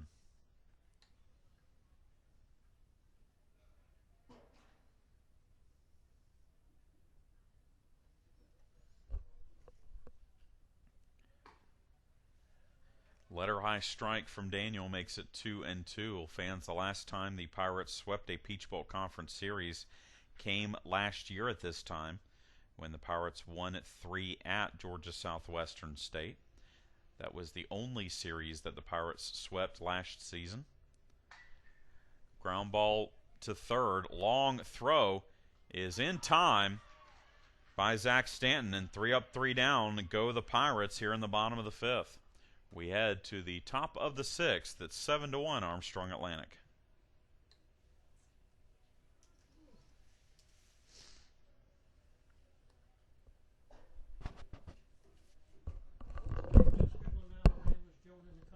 Montevallo. I've never heard of them. Montevallo. Montevallo. Where are they located? In Montevallo? In Montevallo. They came, I want to say it was 3 years ago, and played in our Christmas tournament for men's basketball when that men's basketball team was ranked #1. Now, we didn't play them. They were the 4th team in the tournament, and we hosted them one year. And I mean, they were pretty good. I never recall that name. I think it's a state school. All those states know Yeah. the name. We went and played at there 2 years ago with volleyball. I went on that trip. Okay. They had taken an old dorm building and converted it into a hotel. An old storm building? No, an old dorm. Oh, dorm. Okay, I was wondering what's a storm building? Okay, dorm. Wombat. Wombat. No, so we stayed at the hotel on campus, but it was like living in a dorm room again. It was pretty fun. I'm not sure whether that was their woman's school over there or not. I don't know. Might not have been. Not sure. Didn't Flagler used to be NAIA? Mm-hmm. Okay, so I thought they were. I remember seeing paper with they played scat a lot. Yes. In different sports. They moved to Division II with the intention of getting into the Sunshine State Conference, well, the Sunshine State Conference didn't want them. Well, that wasn't nice of them. So, yeah. So they decided to come north. Losses out there. And we take the Sunshine State's rejects because we took North Florida when they kicked North Florida out. I didn't realize that. I was at North Florida when that happened.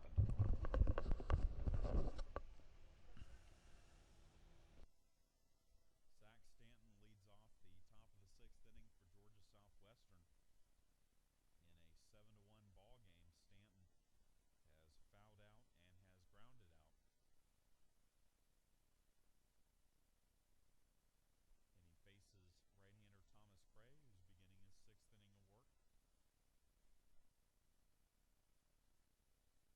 First pitch is low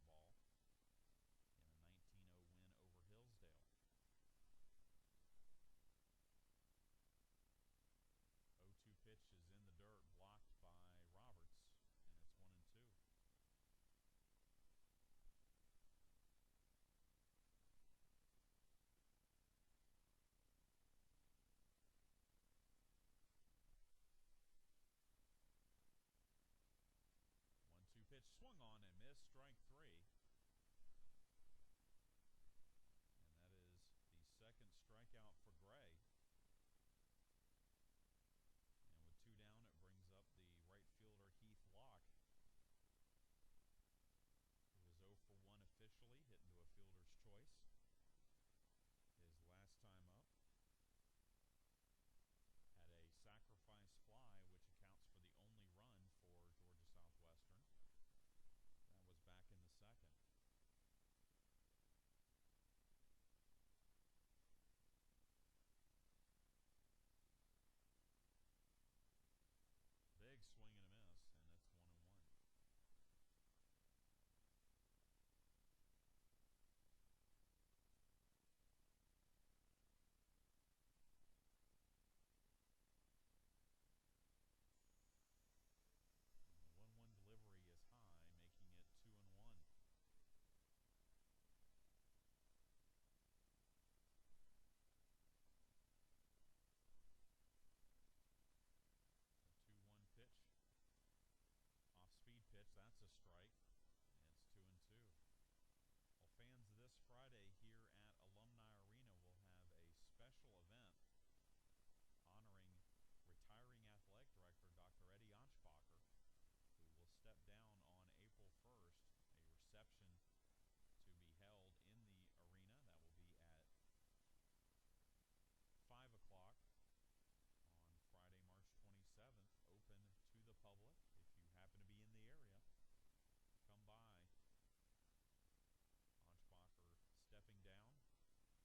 first, and that will end the inning for the Hurricanes. We go to the bottom of the sixth. It's 7-1 Armstrong Atlantic. And I think I was muted that whole inning. I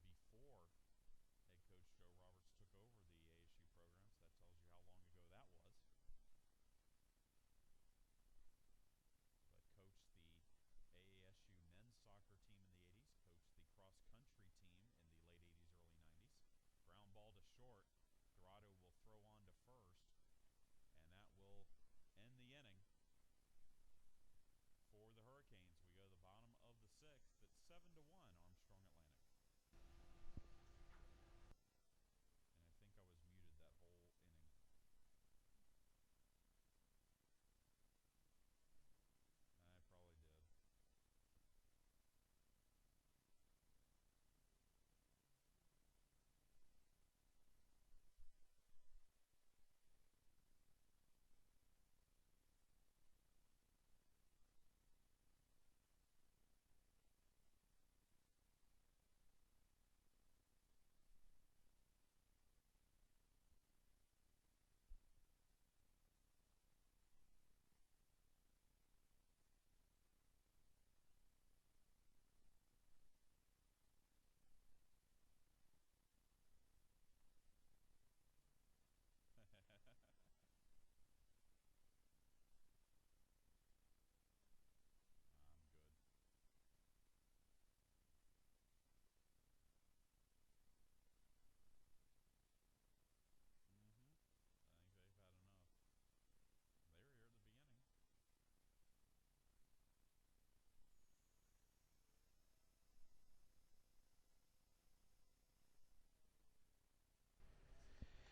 Chad Jackson back with you here at Pirate Field as we head to the bottom of the sixth inning. 7-1 Pirates lead.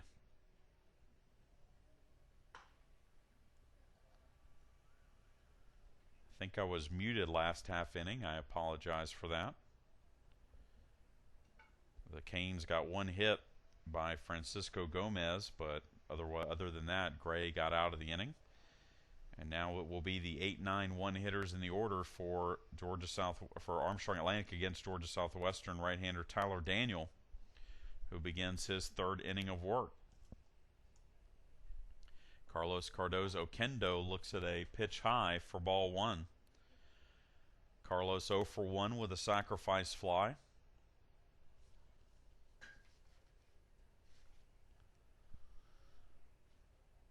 One-0 pitch. That's a strike from Daniel.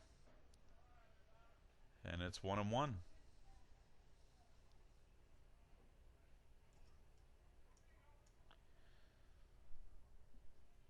1-1 pitch fouled, back out of play. And it's 1-2.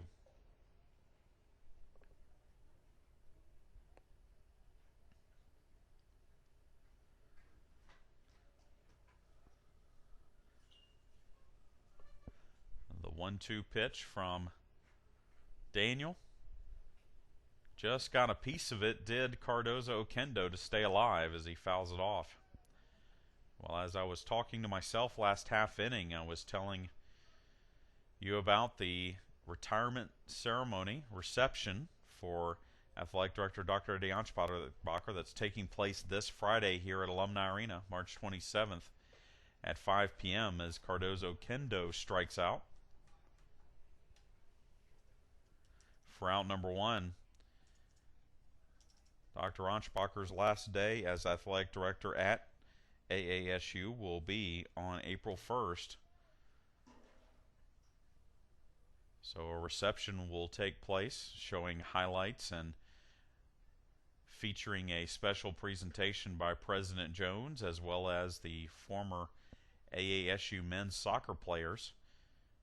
Dr. Anschbacher coached the men's soccer team in the 80s for several years. Michael Price lifts one into left field. On the run, making the catch, is Daniel Lynn for out number 2.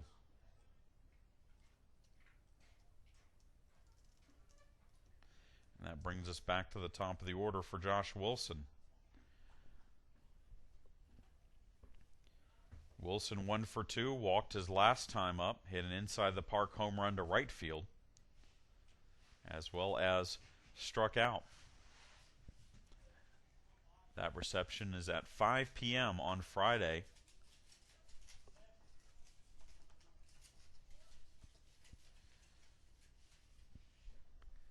So if you're in the neighborhood, please stop by. As there's a shot into left field. That one is gone. It's a home run. Or no, it's a double. I guess it hit off the fence. I couldn't see. The press box kind of cuts off the angle there down by the foul pole, but it must have hit just shy of the 340 sign in left field. So Josh Wilson has a double with 2 outs.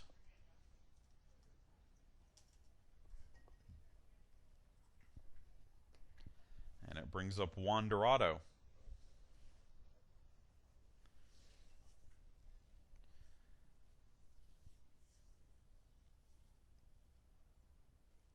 Dorado fouls off the first pitch for strike 1.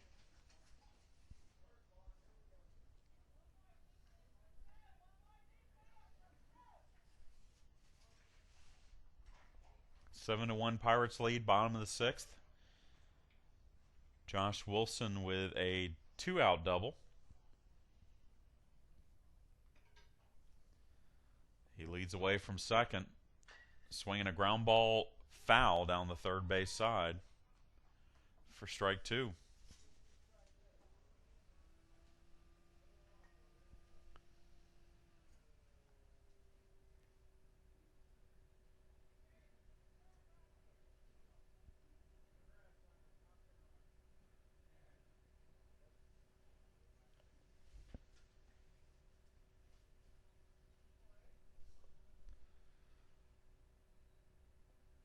One-two pitch is high, and then it pops out of the glove of the catcher Gomez. Throw down to third is in time, and that will end the inning.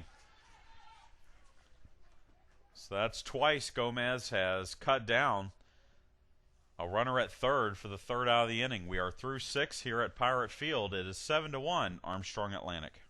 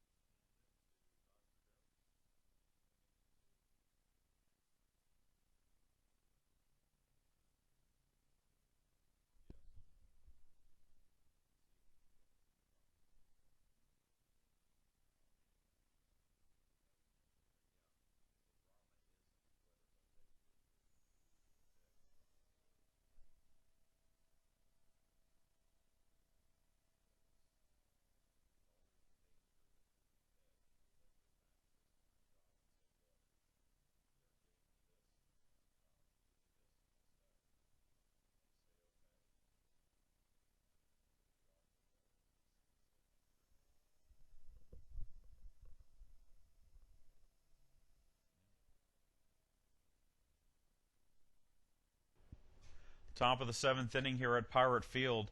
The 7-8-9 hitters in the order for Georgia Southwestern against Armstrong Atlantic right-hander Thomas Gray. As Shane Doyle leads things off, he's flied out twice to left and to center. And he looks at a first pitch strike from Thomas Gray. And it's 0-1. Gray has given up 5 hits, 1 run. It was unearned, walked 2, and struck out 2 through 6 innings. Pop up foul back towards the screen, and it's 0-2 on Doyle.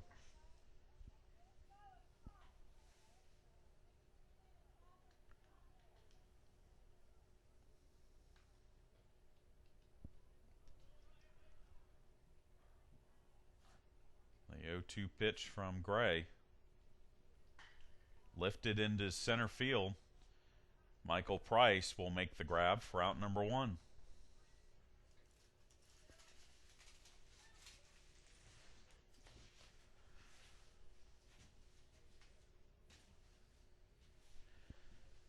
That brings up Daniel Lynn, who's 1 for 2 in this ball game. Singled in the 3rd, popped out in the 5th.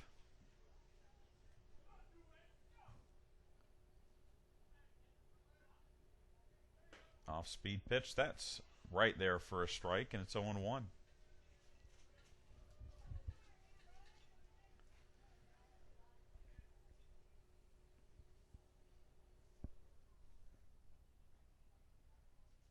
A 1 pitch drops in as well, and it's 0-2. Gray working quickly. The junior kicks and fires, and that's down and away. Making it 1-2. Again, Gray trying to win his 4th straight start for the Pirates. Swinging a line drive in the right field. This will be a base hit. Weiss cuts it over, or runs over to cut it off, I should say. And that prevents Lynn from taking second. It will be a single. And the 6th hit of the ball game for the Hurricanes.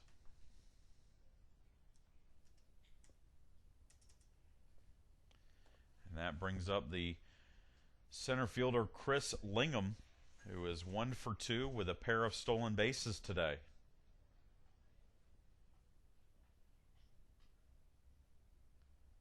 First pitch is dumped into left field. Coming on and making the grab is Wilson for out number 2. Thought about throwing to first to get double off the runner, but no need to take any chances with a 6-run lead. And that's the 2nd out of the inning, and it brings us back to the top of the Hurricanes order in Bud Long, who singled his last time up.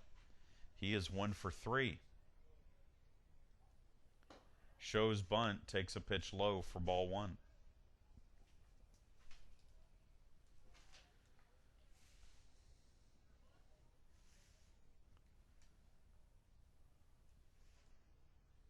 Swinging a pop-up into very shallow center field.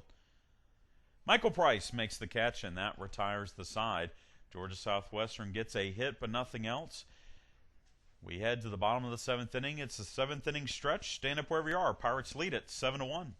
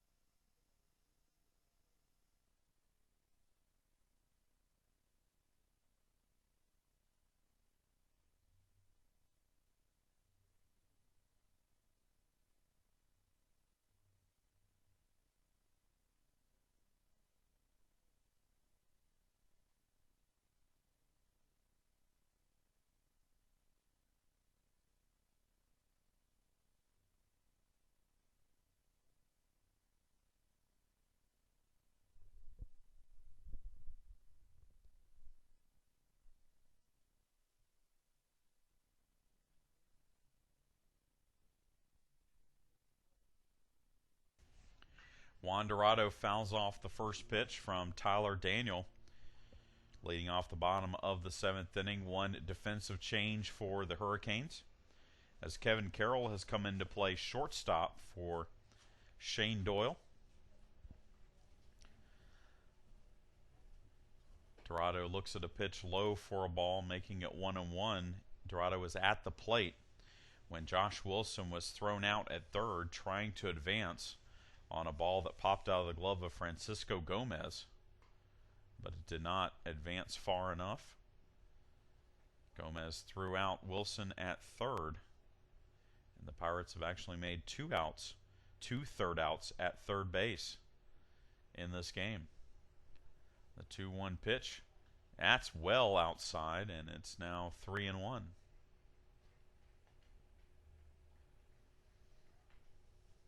More activity in the Georgia Southwestern bullpen as another right-hander begins to warm up.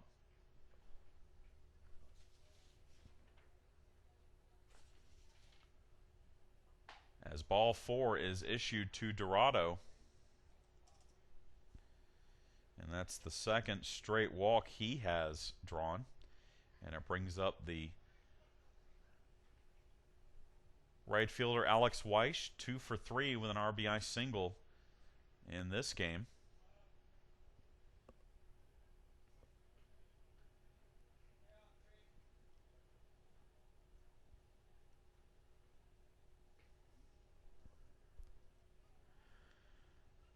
First pitch is hit into right field. That is a base hit. So a 3-hit day for Weish.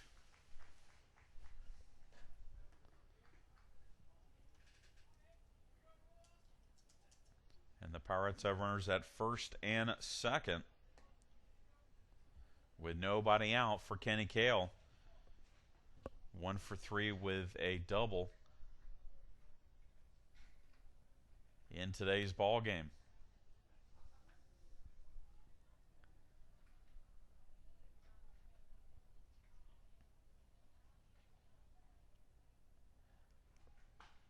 Pop up to second. That one might fall, and it will.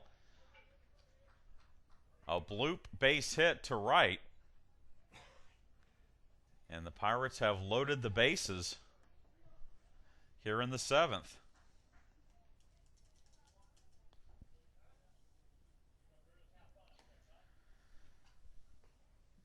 And that will bring up Drew Walker, who is 2 for 3 with an RBI. A walk to Dorado, a sharply hit single to right by Weish, and a bloop base hit to right by Kenny Cale. And now Drew Walker steps to the plate. Takes a strike from Daniel, and it's 0-1.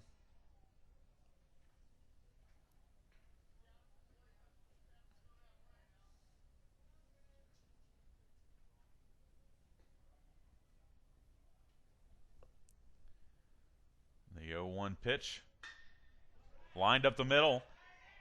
Actually, that's going to get over the head of the center fielder, Lingham.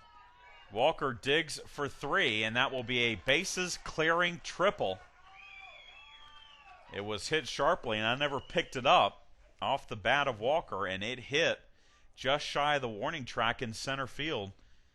And that will put the exclamation on this one, as the Pirates now lead it 10-1 with Walker's bases clearing triple.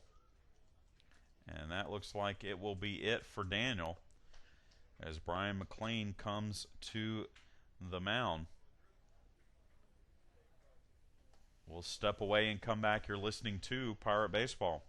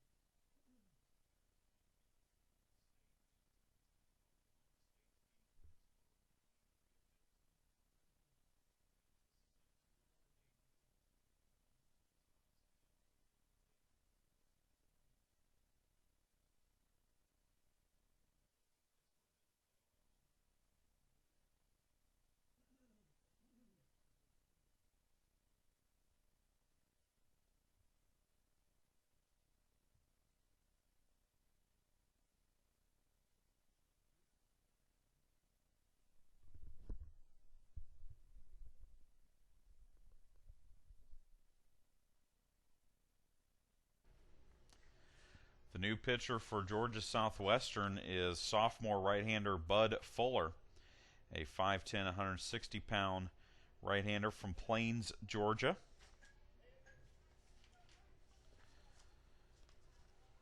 Fuller making his 16th appearance of the year, 3-3 with a 3.27 earned run average and 2 saves. He's thrown 22 innings, given up 14 hits, walked 9, struck out 30. And he delivers a first pitch strike to Justin Harris, and it's 0-1. He comes in with a runner on third and nobody out. 3 runs in for the Pirates here in the 7th. Another fastball, another strike, and it's 0-2. Harris is 1 for 3 in today's game.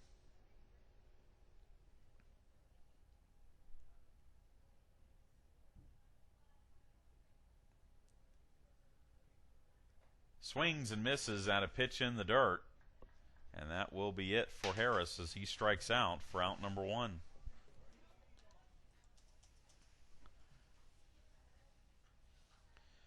That brings up John Roberts. He is 0 for 2 with a walk today.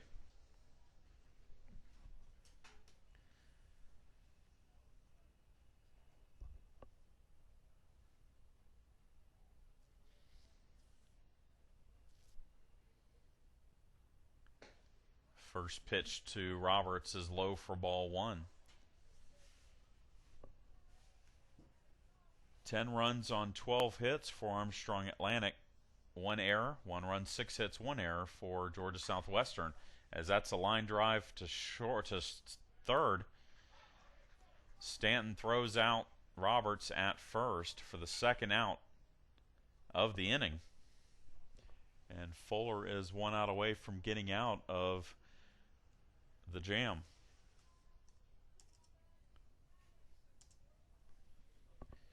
Carlos Cardozo-Oquendo comes to the plate, 0 for 2 with a sacrifice fly.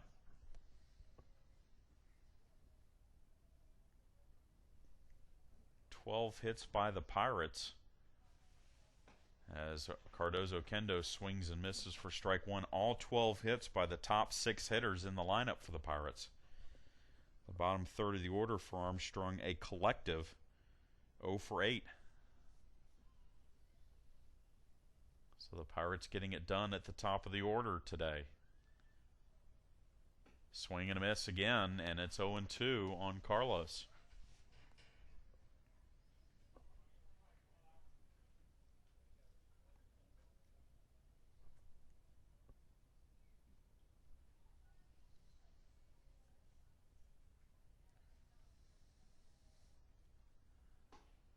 The 0-2 delivery outside for a ball, making it 1-2.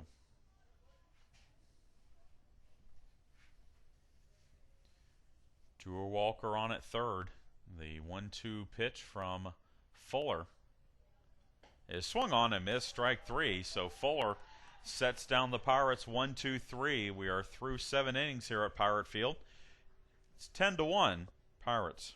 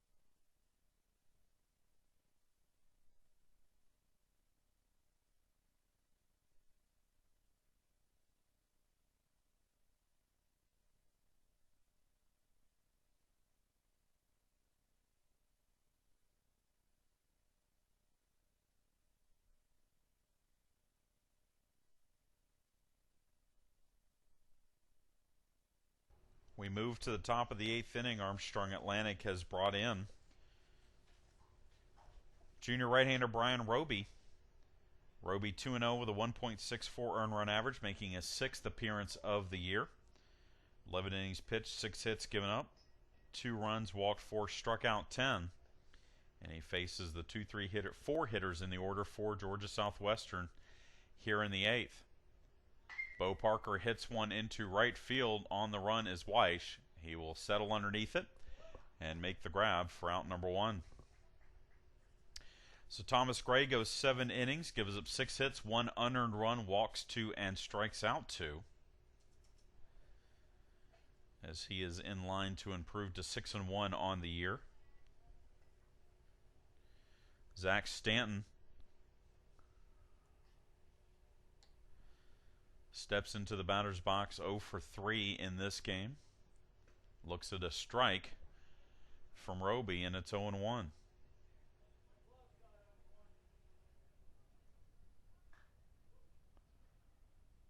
Breaking ball that bounces in for a ball, making it 1-1.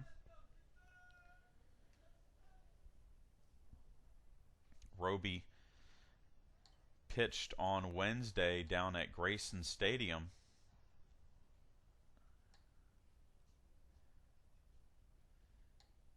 In the 4-1 win over Hillsdale.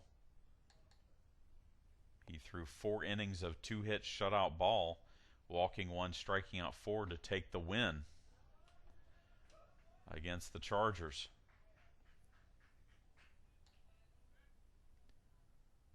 Fastball inside for a ball, and it's 3-1 now on Stanton.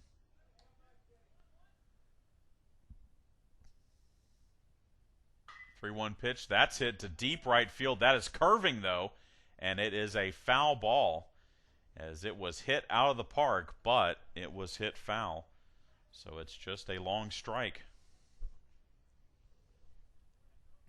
The wind had a little bit to do with it. Looking over in center field, the flag's blowing sharply to right field.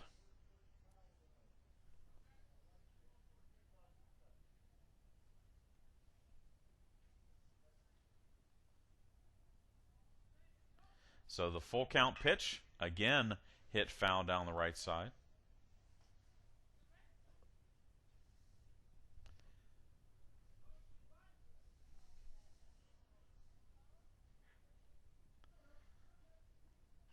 Three-two pitch, that one chopped foul at the plate. So Stan not getting cheated at the plate. Big swings here on a full count pitch. And the breaking ball is called strike 3, and that's the second out of the inning.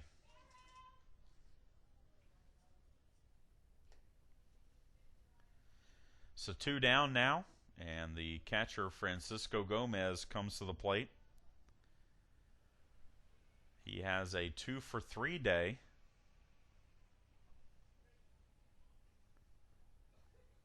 With hits in his last 2 at-bats. He swings and misses the first pitch for strike 1.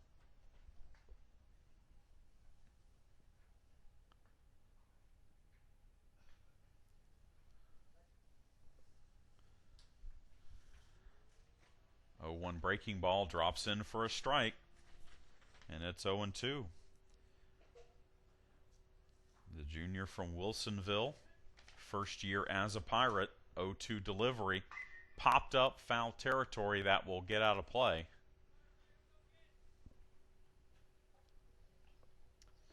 And Gomez stays alive.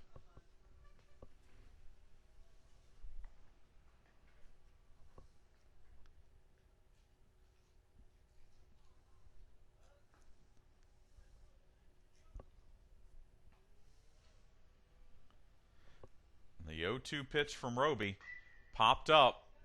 This is drifting towards the excuse me, Georgia Southwestern dugout, and it hits off the top of the dugout.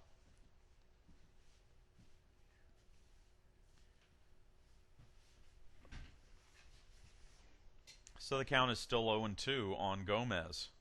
Top of the 8th, Pirates scored 1 run in the first, Georgia Southwestern scored 1 run in the top of the second. The Pirates then scored 1 in the third and 5 in the fourth, and then 3 in the seventh.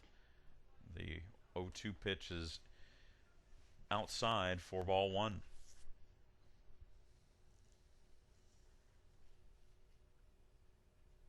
Breaking ball, grounded foul down the third base side.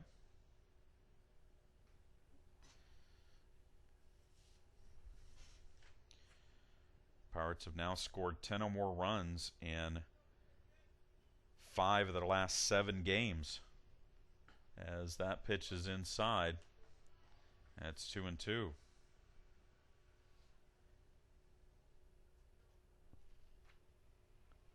Swinging a fly ball into center field. On the run is Price.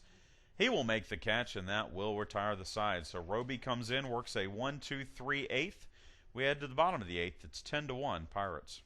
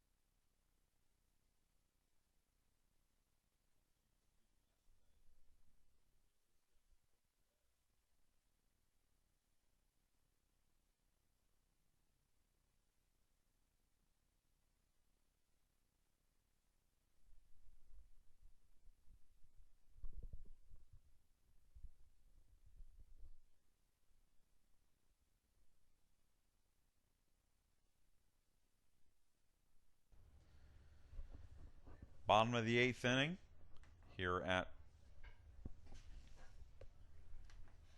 Pirate Field. Michael Price, Josh Wilson, and Juan Dorado to face Bud Fuller here in the bottom of the eighth. Price searching for his first hit of the day. He's 0 for 3. Flew out to left field his last time up. Fuller came in after the bases clearing triple by Drew Walker and set down the Pirates in order. 1-2-3, getting a pair of strikeouts. He starts off Price with a strike. Big swing and a miss. And it's now 0-2 on Price.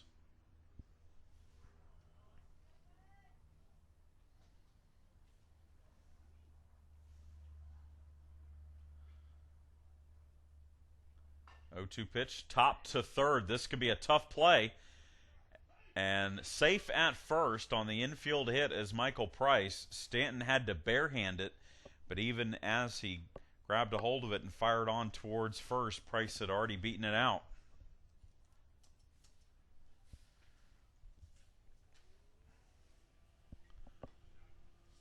That brings up Josh Wilson, double and a home run today in a 2-for-3 game.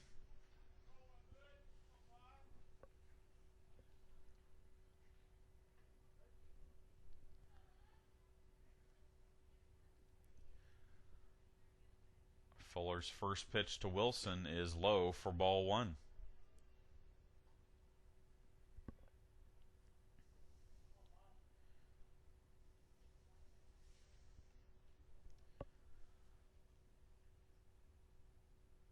One-0 pitch, that is low. And it's 2-0.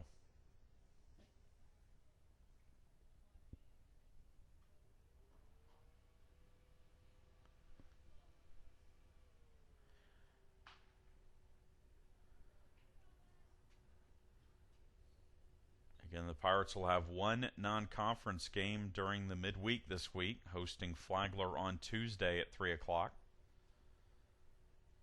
before they hit the road to face UNC Pembroke in Peach Bowl Conference action on Friday and Saturday.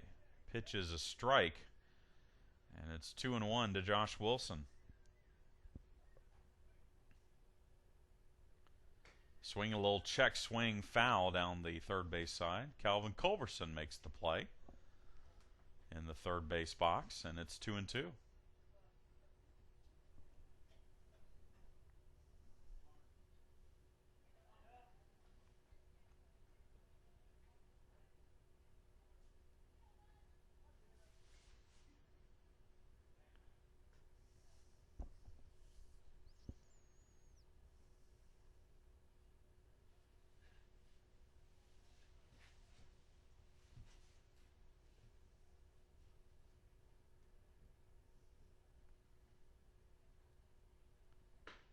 And called strike 3. Wilson is out on strikes for the first out of the inning. Third strikeout for Fuller, and it brings up Juan Dorado, who was 1 for 2 with a pair of walks and an RBI.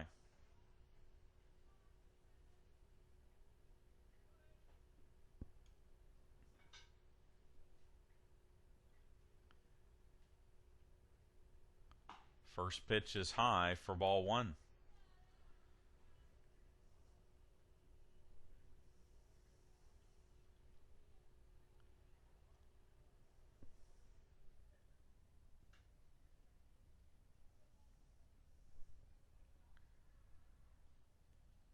The next pitch drops in for a strike. Making it 1-1. Michael Price on at first, 1 down. We are in the bottom of the 8th of a 10-1 ball game. The Pirates looking for their first Peach Bowl Conference sweep of the year, as Dorado offers at the pitch in the dirt, and it's 1-2.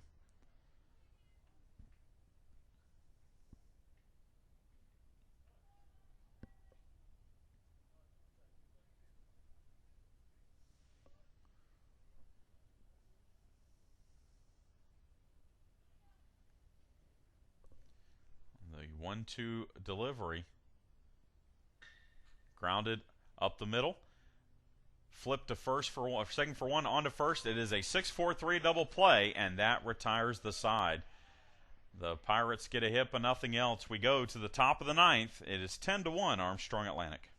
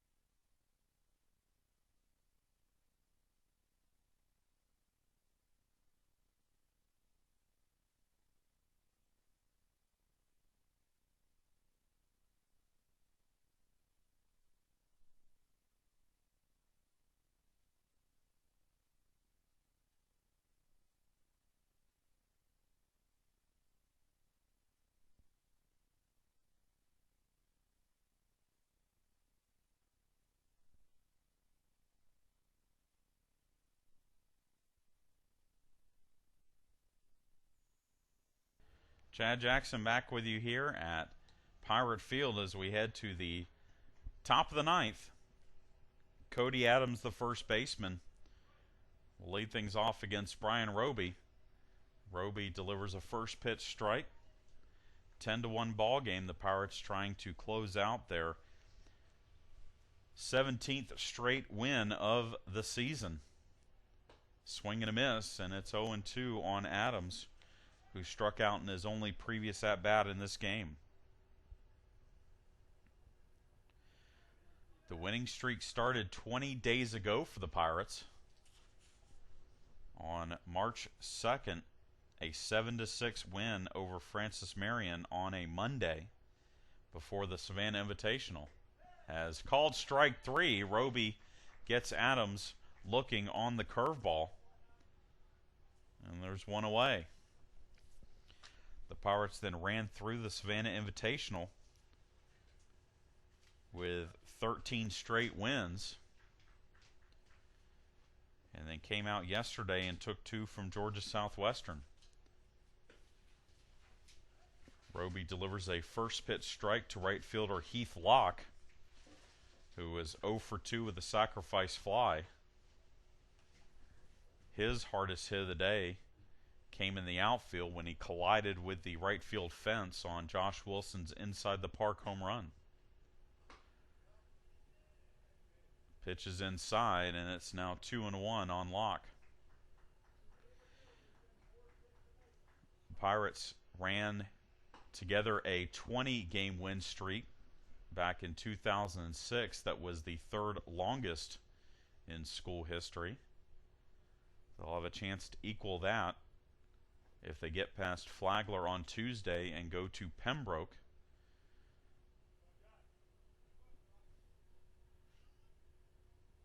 And sweep the Braves. 3-2 pitch swung on and missed, strike 3. And Locke is out, and the Hurricanes are down to their final out. Shortstop Kevin Carroll came in defensively for Shane Doyle. Carroll hitting .227 on the season, 20 hits and 88 at-bats. And the first pitch to him is a strike.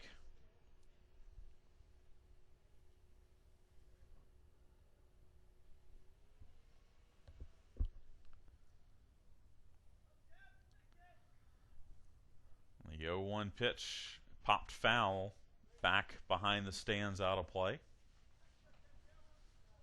And it's 0-2.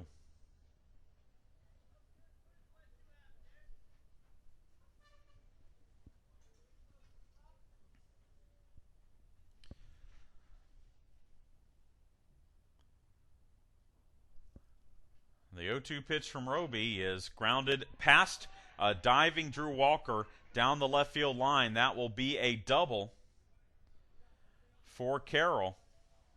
And the Hurricanes aren't done yet. A 2-out, 2-strike double down the left field line. And it brings up the left fielder, Daniel Lynn.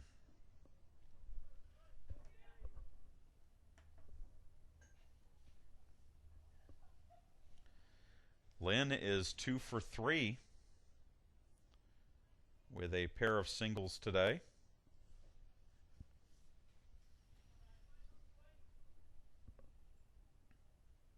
Swings and hits a fly ball into right field, and that one is gone. A 2-run home run for Daniel Lynn, and it is now 10-3.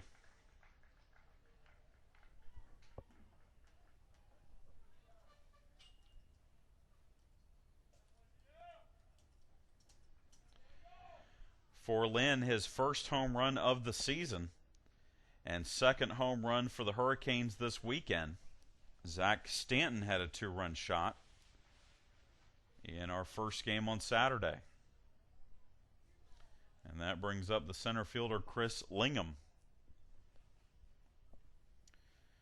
Lingham is 1 for 3 with a single. He has also stolen 2 bases.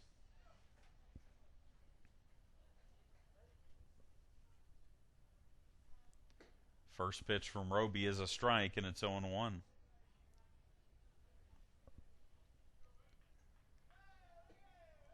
Fastball low, and it's 1-1. And another fastball is a strike.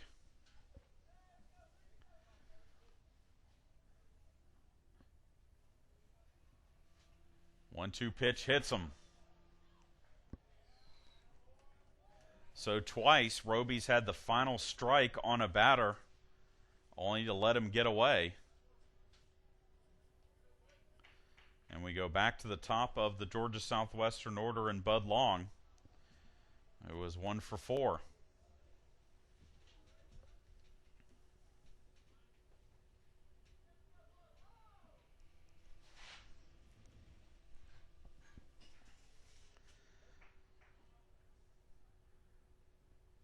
Breaking ball from Roby is a strike, and it's 0-1.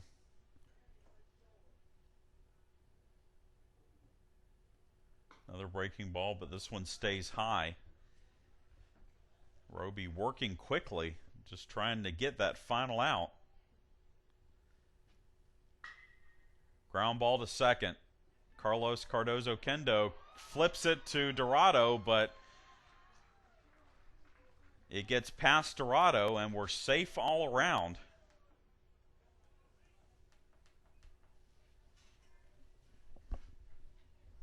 And there are now 2 on for Bo Parker.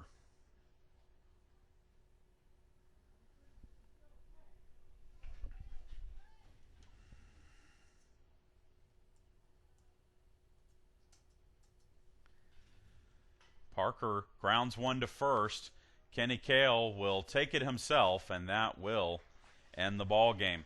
So the Pirates sweep the Hurricanes 10-3, your final here at Pirate Field. We will talk to you on Tuesday as the Pirates host Flagler at 3 p.m. in non-conference action against the Saints. Chad Jackson saying good afternoon from Pirate Field as Armstrong Atlantic has now won 17 straight with today's 10-3 win.